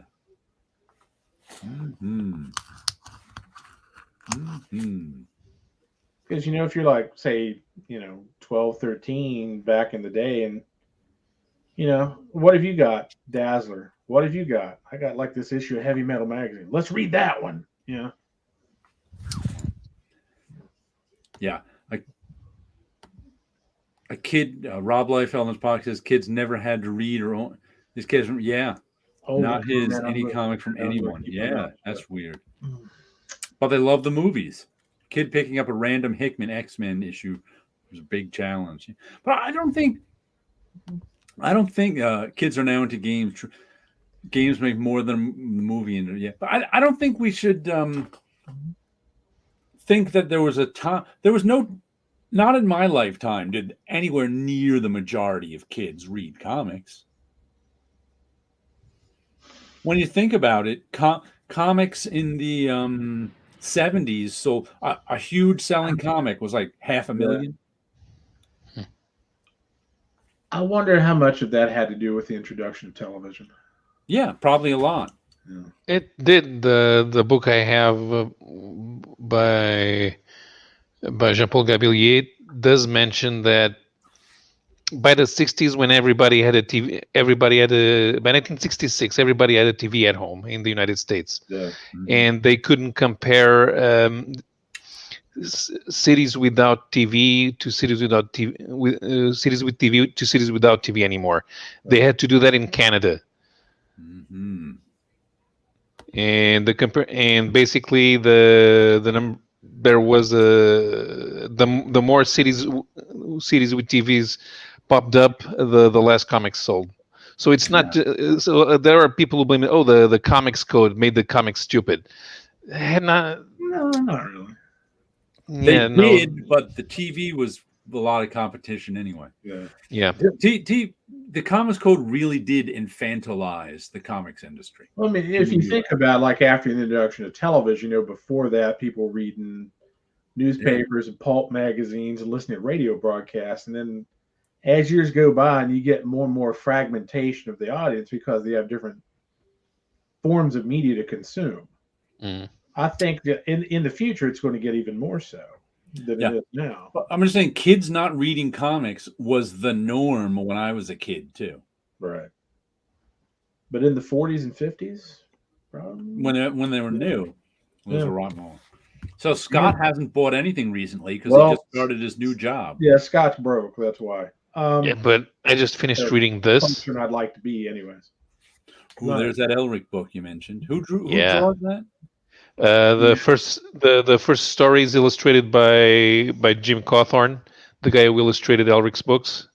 Okay.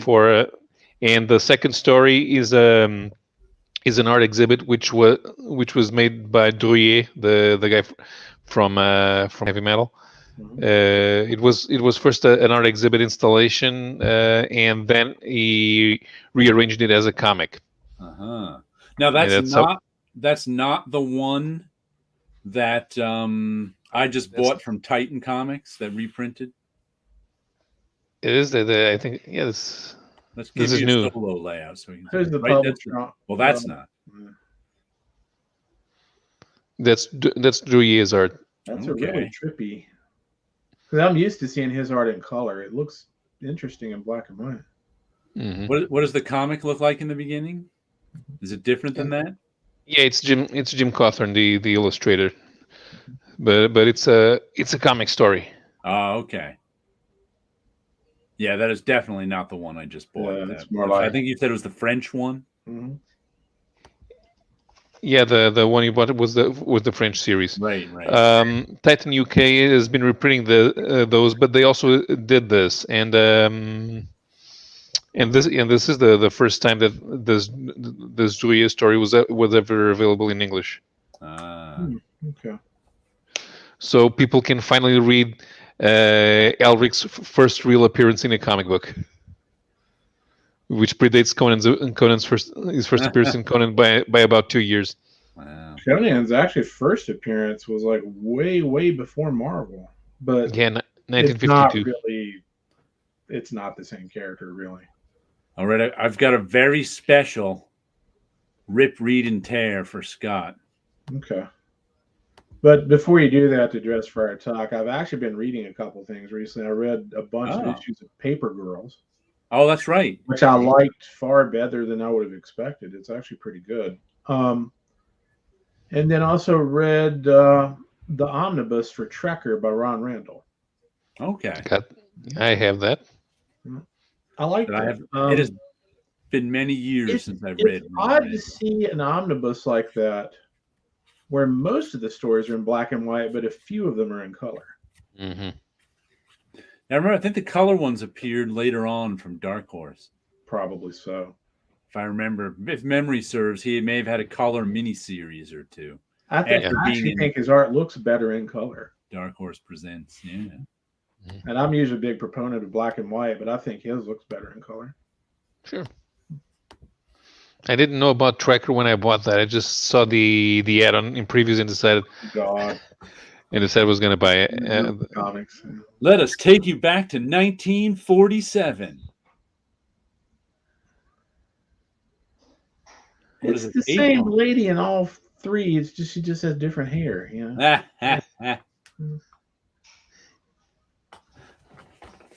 Zoot, Thrilling Comics. I mean, that's like flip a coin, roll a die. You know? Kinda, yeah. You know. Let's go with the animals. Okay, so I'm going. I like that Zoot logo.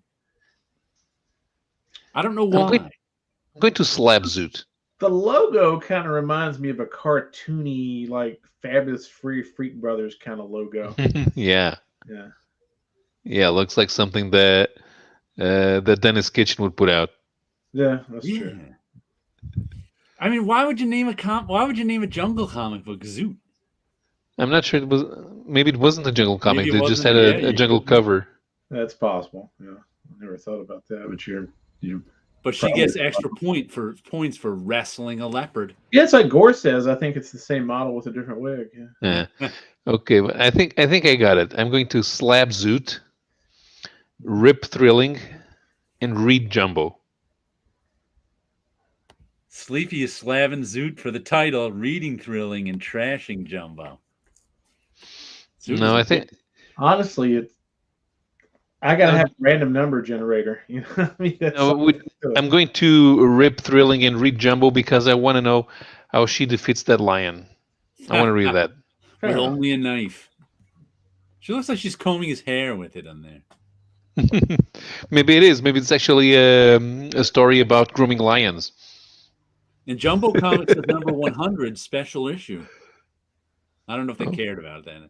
I wonder if there was actually 100 Jumbo Comics, or they took over from some other comic like 6 times. Yeah, that happens a lot. They just continue the numbering. Yeah, that happened all the time. Else for 65 issues. Yeah.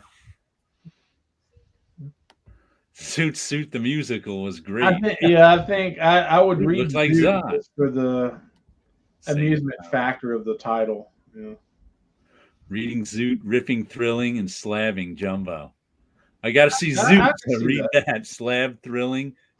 I think I'm with Comic Crack. I want to read Zoot, and I think I like the Thrilling comics cover the best, so I'll slab that, and I'll have to tear Jumbo. I'll never know if that lion ate her or not. If it had a different title, I would say I would rip up Zoot because I don't like the red background. But that's just me. But those are some good covers. I mean, I would buy each of these. Yeah. If you saw these on the stands today, I'd be like, whoa. Except when you see Jungle Girl comics these days, you know, they have far less clothes than any of those ladies did. Yeah, that is true. And the drawings aren't as charming. No. It's hard to do. Now, I wonder, it's hard to do sexy and charming. Now, is charming part of nostalgia, I wonder?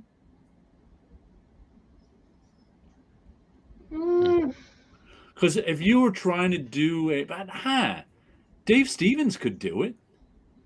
Well, Dave Stevens could draw My Little Pony and make it look. Yeah, but I'm just saying, how many guys can you think of that can do these type of covers? Sort of sexy and charming. Dave Stevens, I know, could do it. I mean, Dave Stevens, yeah. Maybe Adam Hughes. Is his stuff charming? Yeah, sometimes. Sometimes it's just sexy. Maybe. Sometimes it's sexy and charming. I think he's one. Esteban Marauto would do it. Yeah, I haven't seen his. If he had a different writer, Frank Cho might be able to do it. I'm just talking the covers, not the comic itself. Right. You're right. I think Frank Cho can do sexy and charming. I just think Frank needs a better. He needs a better writer. But I think he does sexy better than he does charming. Yeah. Wallywood. Dude, Wallywood could draw. Yeah, but I'm talking current guys. Who think Wallywood, of course, could do sexy and charming. Oh, what's his name? Terry Dodson. Terry Dodson, Yeah. I can see that. Yeah, definitely. Red One. Post World War II fierce ladies. Yeah. I don't want My Little Pony, Scott, to look sexy. That's an entirely new readership. If it does, that's on you, not the person doing it. The person doing it is responsible for what they do and not how you choose to interpret it. I think there were 5 Jungle comics that month, too. I picked the 3 I liked best, but I think there were 2 more that I saw that month. But I think we all can agree just the Zoot alone wins it just for the... But I got to read that one. I got to find out who Zoot is or what it has to do with the name. Is there somebody in there that's wearing a Zoot suit? I never heard of that comic before, Zoot. Did it last more than 7 issues? Who knows? Did it turn into something else? Michael Turner. I don't think Michael Turner is charming. No, me either. He does. I mean, he definitely tries to do sexy.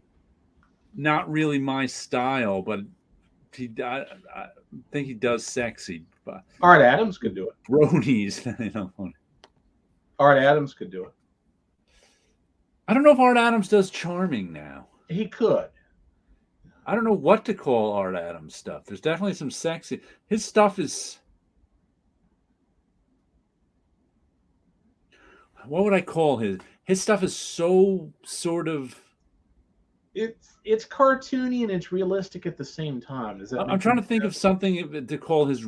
It's so well realized that there's no room for charm.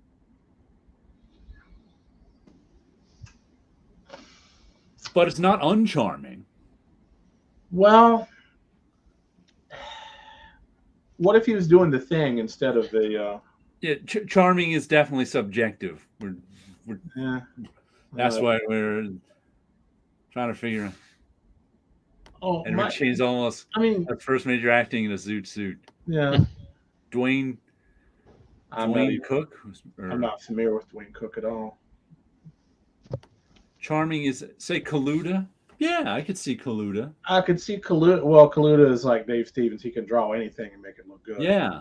I would also say Matt Wagner could probably pull that off. I never thought about that before. Wagner definitely draws charming, but he mostly draws dudes himself. True, but he could do like a femme fatale from a noir movie. He could do that well. Mm-hmm. Kaluta. Paul Smith's subtle and charming sexiness in X-Men. Yeah, that could be something. Mm-hmm. Paul Smith, I could see doing stuff that. Especially with Bob Wyacek doing the inking. Yeah. There's nothing charming in this. No charm to that. Has Paul Smith done anything in a while? He sells drawings on Facebook. That's all I know he's done in a while.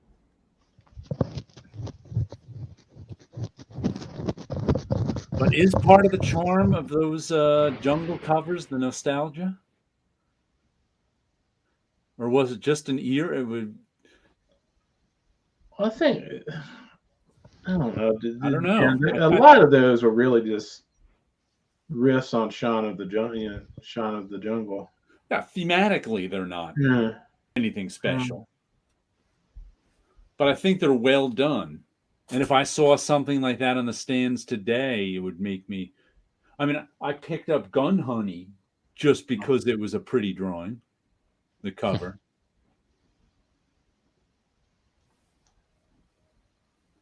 Yeah, nobody ever lost money by putting a pretty girl on something. No.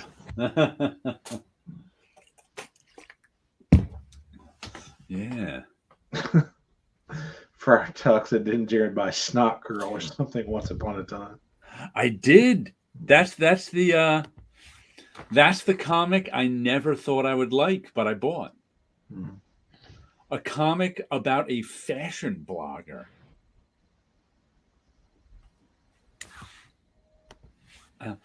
I see. In looking at the I thought that too, but in looking at the covers, they're not that innocent. Let me bring them up again, just for the heck of it. When you actually look at these covers,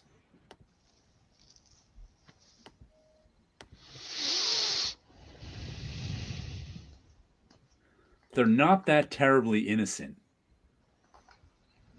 In that they're making that skirt as short as they can possibly make it there. They're showing you, they're showing you as much of that leg as they can and wrapping this leg around the animal. I don't think these are terribly innocent. When I first saw them, I had that same thought, Sleepy. But then I kind of looked at them more and went, you know what? They're not really that innocent. Her boobs are sticking up in that corner, not innocently. Yeah, I think nostalgia makes us think they're innocent. But then that was my initial thought. I thought nostalgia was making me think they were innocent. Then I looked at them and went, huh, they're not innocent.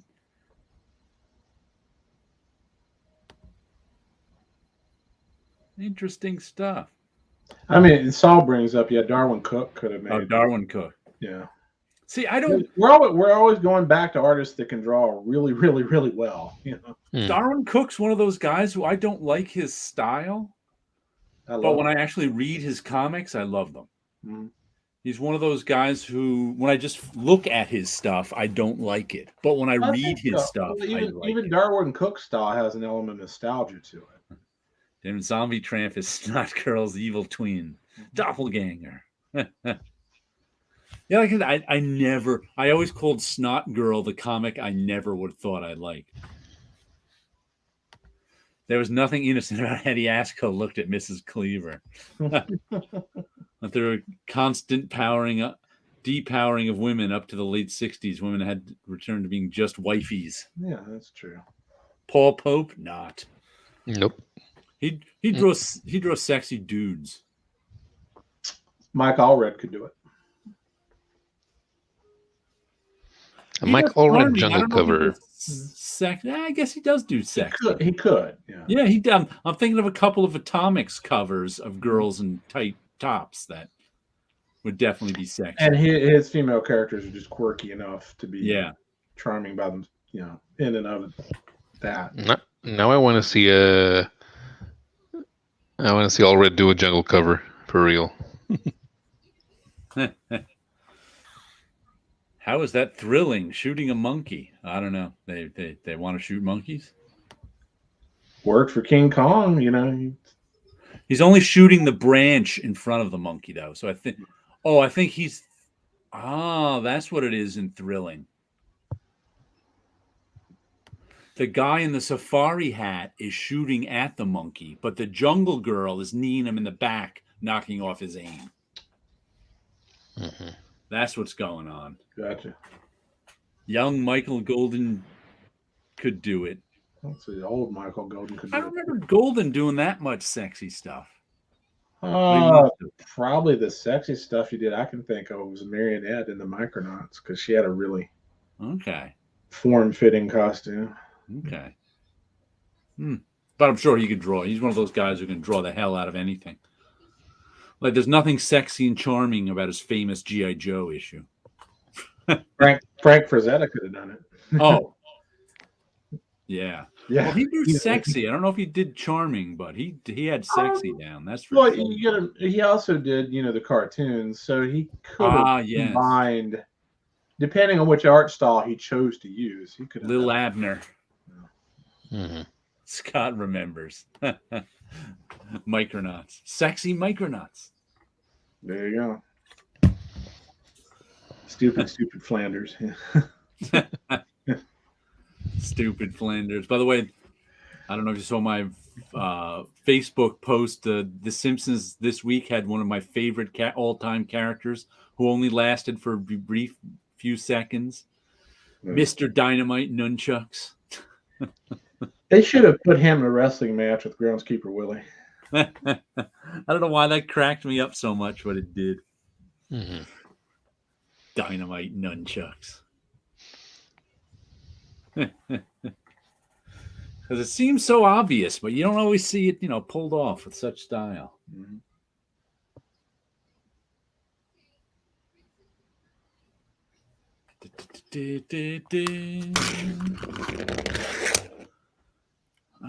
So wow, 3 comic books got put on my pull list this week. What were they? Oswald's Body got put on my pull list. What's the Furthest Place from Here got put on my pull list. And A Righteous Thirst for Vengeance got put on my pull list. It's a good thing also Grumit's Tarzan is off my pull list. And Norse Mythology, since it's the last issue of them, they're both off my pull list. Yeah. It's also the last issue of the Dragon Bellow Conspiracy, but that just means the next one is going to be on my pull list. So that doesn't really count as being off my pull list. Mm-hmm. This one's off my pull list in 2 issues. So it's a good thing I got some new stuff to buy. And who knows how long this is going to take to come out. I think this issue is out 3 months after the first issue. So maybe they'll do a reprint because they messed up the cover. Who knows? Yeah. Who knows? Gore Vidal up Modesty Blaze. What was that? Gore Vidal is bringing up Modesty Blaze. He is. Mm-hmm. Okay. Yeah, I haven't read enough of Modesty Blaze to know. Any reading the recent Arkham comics? Danny's art, Kicking the Door Down, and Frank Miller. Next, Frank Miller. I haven't been reading anything from DC, so if that's a DC comic, I'll have to check it out. Like I said, my observation with this comic makes me want to look at more Marvel and DC comics just to see if I can discern what I discerned in this. Right. If it's kind of a true thing or it's just my imagination that artists are less invested in the story and doing something different. Mm-hmm. Yeah, DC, worth it. Is that one of those oversized ones too?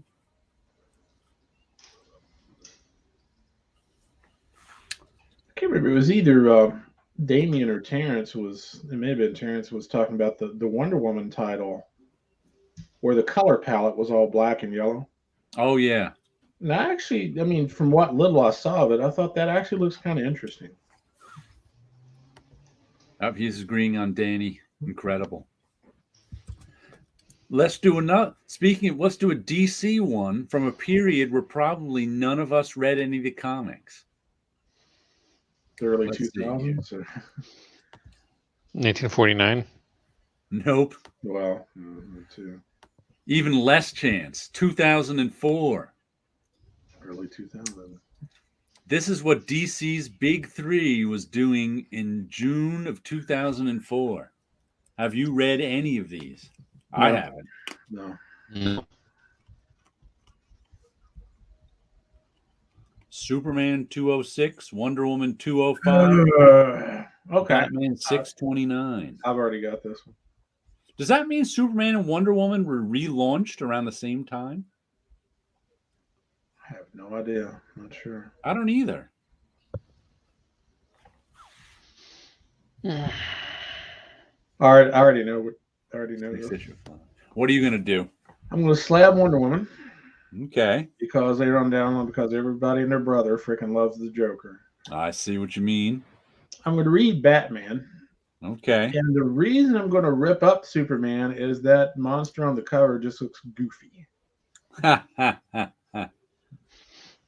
See, I wanted to rip that Wonder Woman because I hate the Joker. But now that you mentioned everybody loves the Joker, I might have to slab that one too. So at least I can flog it on. I don't hate the Joker in and of himself, like when they did it the Batman animated series. But he's just so overused.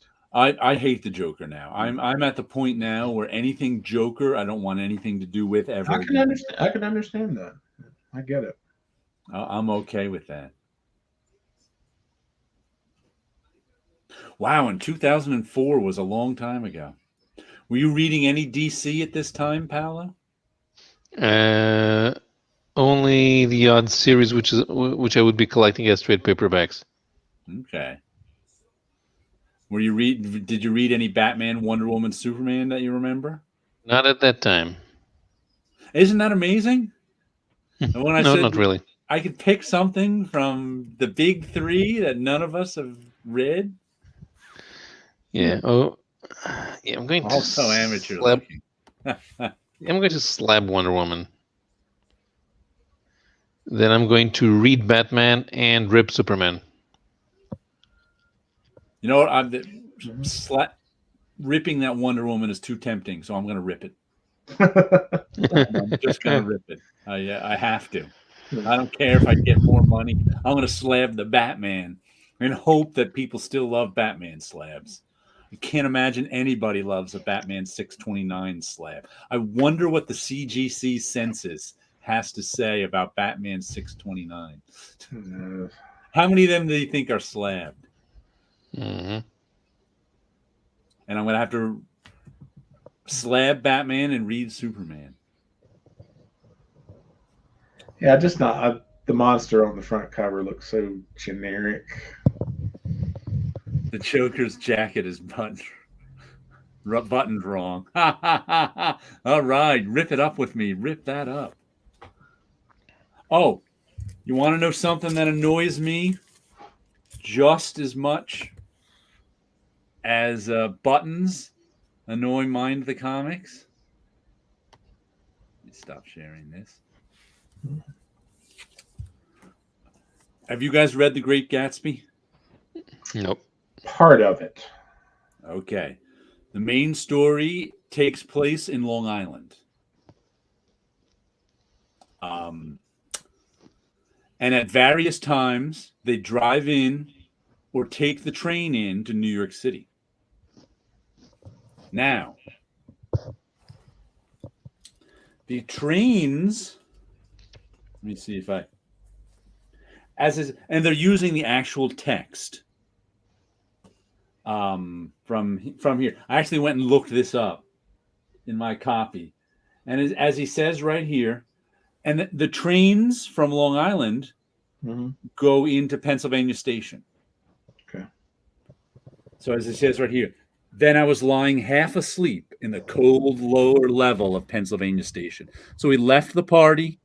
He had to go home back via train because he didn't have his ride. That was important to the story. So as he said there, he was on the lower level of Pennsylvania Station, passing out drunk. Okay. That's from the book. So why, when they went into the city, did they come into Grand Central Station? Because the artist didn't know any better? Because the artist didn't know any better, neither did the writer. Because you can't take a train from Long Island to Grand Central Station. You take them into Pennsylvania Station. Right. And I was like, what? So that getting the two main train stations in New York City mixed up is probably more annoying to me than the jacket wrapping.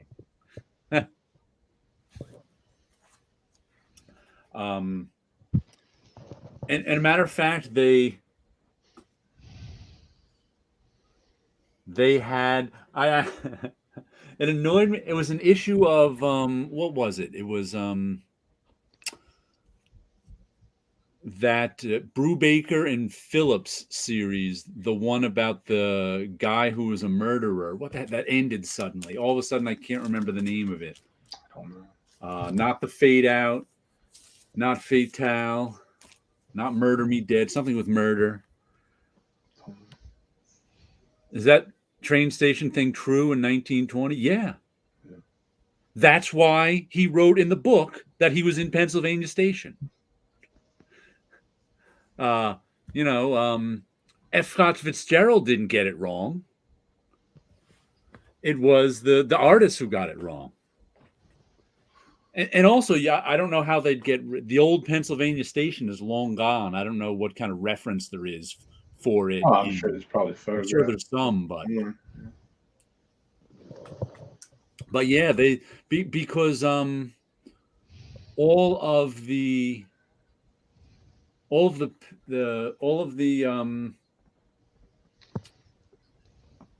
here's Manhattan, here's Long Island.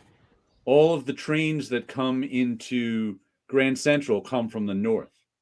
All of the trains that come into Penn Station come from the east and the west, and there's just one or two left going north because there's actually all of the this is in the Brubaker book. It was one issue of I'll look up what the book is over there.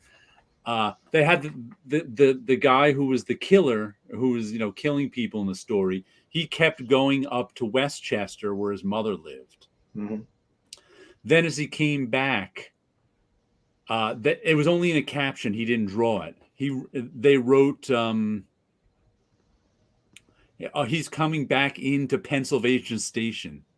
I was like, that annoyed me so much that I sent what's his name, Sean Phillips, a message on Twitter saying, you got the train station wrong.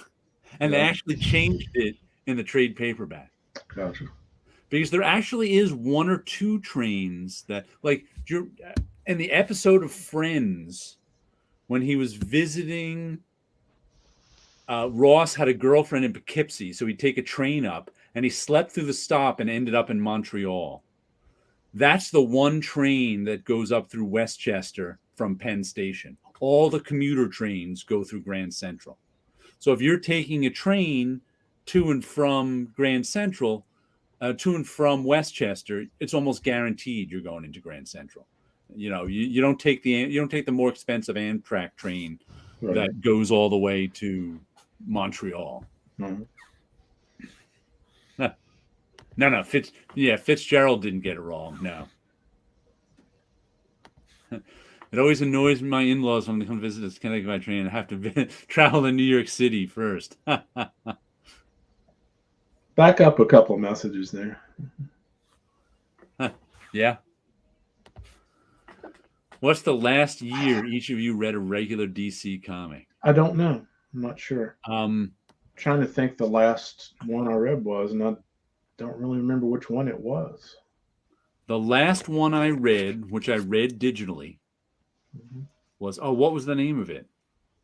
Oh, crap, I forgot. It was the one John Romita Jr. was drawing. Do you remember it was about 2018, DC put out a whole bunch of new concept comics? And this is the one about a woman who was a former assassin and friend of Talia al Ghul, who kind of got Silencer. That was the name of it, right? Her power was to make noise go away or something. That's the last comic I read regularly, Silencer. I don't know. It was solid. The last one at DC, it would have had to been a Vertigo title. The new I read some of 52 at the beginning. I'm not sure what year it came out, but I think probably the last thing I read from DC was the last Ambush thing that Keith Giffen did. That was the 80s? No, it was in the 2000s. Okay, did something in the 2000s. All right. I think that was probably the last one. I could be wrong, but my memory's terrible about that kind of thing. It all runs together after a while. Silencer, I read a couple of other comics at that time digitally too. Silencer was the one that stuck with me the most. There was another one about Dimension that Sideways. It was like a Spider-Man. It was like a teenage hero book who could teleport or something, or cut through dimensions sideways. That one was okay. Mm-hmm. I've converted to DC. I think they've been trying to be more progressive. I was woke. I don't know. They're just trying to sell more comics to more people and more underoos. Yeah, I mean, that too. Generally, I would have to say I probably prefer DC to Marvel. I don't prefer either way. I mean, I read all indie stuff, so right. I have no real. I was a Marvel kid, so I have some nostalgia for them, but yeah. But I don't think I have a preference now. The stuff I read digitally is usually from the library. I borrow stuff on Hoopla, but that's stuff I don't want to pay for. I got to look and see if there's a different app you can use for Hoopla, because I don't like it. Yeah, like I said, it's stuff. I'll read stuff digitally that I don't want to. Modern DC is definitely superior to Marvel. It might be from what I've seen, but I might have said that 5 years ago. But being that I haven't read either much in the last 5 years, I don't even think I can say that anymore. Right. So I couldn't even tell you what the last Marvel title I read was. Captain America. And I stopped reading it when Rob Liefeld took it over. The last Marvel title I read was not actually a Marvel in-house project. It was a French project done in a... Scott doesn't have an iPad though, Sleepy. He's reading these on his laptop. I'm reading them on a PC. It's just that the interface it uses is slow. Yeah. The last Marvel book I read was actually a French imprint. There was European comics they're doing. It's called Soleil. It was called Universal War 3, I think. Mm-hmm. And that's been, I don't know, 15 years ago, maybe. The only thing I ever read digitally was when some fans put out a continuing store. If anyone can remember a link, I don't know that one at all. What? Yeah, I started to read some stuff digitally around the time I got reading glasses, because an iPad Pro with reading glasses is about the same size as a comic. It's a little small. Yeah. I mean, they have the oversized iPad Pro that's bigger than a comic. Must be cool to read comics on. Well, the nice thing about the iPad too is you've got it. You're close to your body, so you can adjust it. Right. Easily. Yeah. But before I got the reading glasses with my regular eyes, it was a little. I thought, it's too small. Maybe because I needed reading glasses. Because like from where I'm sitting right now, my monitor's about 2 to 2.5 feet away. So. Yeah. But if I were to read when I used to read on my monitor, I'd hold it, turn it sideways like a book, and read like that. Yeah, I got so much stuff bookmarked to read in Hoopla, it's not even funny. I've probably got more stuff there I would be able to check out in a year's time. Well, stuff like this I took out of the library too. There's a physical book I took out of the library because I would never ever read something like this if I had to pay for it. If I had to pay, what is this? $29, it ain't getting read. One of the libraries in my local library system actually has a physical copy of the Inkle, one of the latest incarnations done by Humanoid. Okay. So I may actually stop by the library and pick that up. I still have my Epic Comics Inkles. I also saw that there's going to be a black and white version of the Inkle coming out. Let's see. Hawkeye is the latest worthy Marvel read, and that's a decade ago. Also, Vision was slightly more interesting. Yeah. I did like David Aja's covers for Hawkeye when he was. Oh yeah, and I think I have them collected in a file. His covers for the Scarlet Witch were really good too. I was just looking at those. I never really thought about it, but just until now, it's kind of Steranko-esque. Yeah. So that's because they're graphic designy. Right. Any superhero stuff that's graphic designy is going to be compared to Steranko. That's true. He was the first guy to bring graphic design sort of principles into comics, sort of blatantly.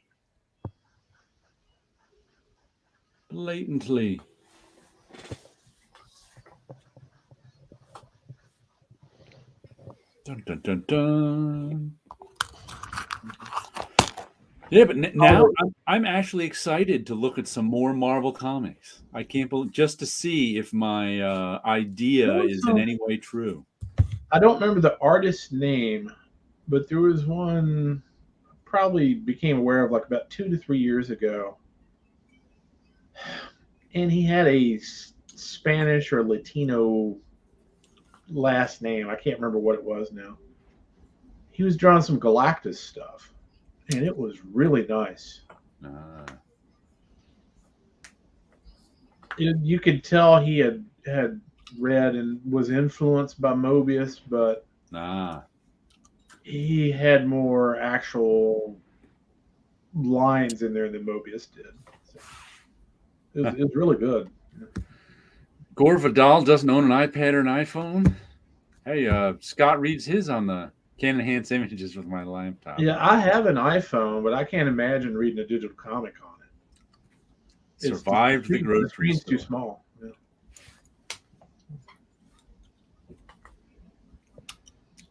It's good to survive I actually like going to the grocery store in general. One thing that I do online, comic strips, actual newspaper comic strips. Yeah, me too. I read the Phantom. I read Dewberry online. I am so. Somebody I know would give me crap for saying this in public. Prince Valiant ain't what it used to be. I think everybody would say that. Well, here's some people think Prince Valiant ain't what it used to be since 1954. I wouldn't go that far, and I'll tell you why. Mark Schultz's writing is fine. I don't have any problems with that. Mm-hmm. I like Tom Yates as an artist, but what he's doing on Prince Valiant is not prime Tom Yates. Okay. And he has had some people ghosting for him. But he's not a young man anymore. Well, that may be one thing. But the coloring is horrid. The what is horrid? The coloring. Oh, okay. It is not good. That's too bad. Now, when Gary Gianni was drawing it, it looked freaking fantastic. Yeah. And I like Tom Yates. When Tom Yates does Tarzan, that's good stuff. Mm-hmm.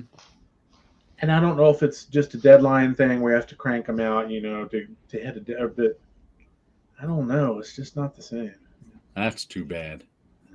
It's not awful, but it's like sea level, what I would expect to be sea level art. He's got some. Yeah. Kirby made all his characters talk like Prince Valiant. Yeah, he did.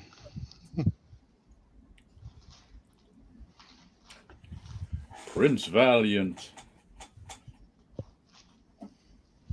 All right, we should wind up for the night. We're getting near the end. We can let Paolo go to bed for real now instead of just napping on the couch. Yeah. And it's been 3 days in a row doing 2:30. I was with the fossils on Wednesday. Yesterday I was on the I was on Discord. I ended up chatting with a guy for a couple of hours. Oh boy, busy late. I don't know how you stay up so late. I'm just not a night person. Neither am I. I am. I mean, if I had, seem weaker to me. If I had a job that facilitated, I'd stay up all night and sleep all day. No, it wasn't Ladron, although I do like Ladron's work. Yeah, I remember that stuff. He also drew Cable, didn't he? Yeah, that's how he became famous. Right. Although the first time I saw his work was, or was it Cable? Because I remember buying from the second Amalgam Wave, the Spider Boy comic. Oh, okay. You're a brave soul. That Cable stuff was like Moebius and Kirby. Yeah, Moebius and Kirby, a little bit manga more. He kind of lost the manga to become more Kirby. Mm-hmm. Because when he did Spider Boy team up for the second Amalgam Wave, there was a lot of manga there. Okay. Yeah, I would like to see more of Ladron's work too, but the artist I was talking about earlier was somebody different. Well, we'll have to figure him out for next. Yeah, I'll have to look it up and figure out who he is.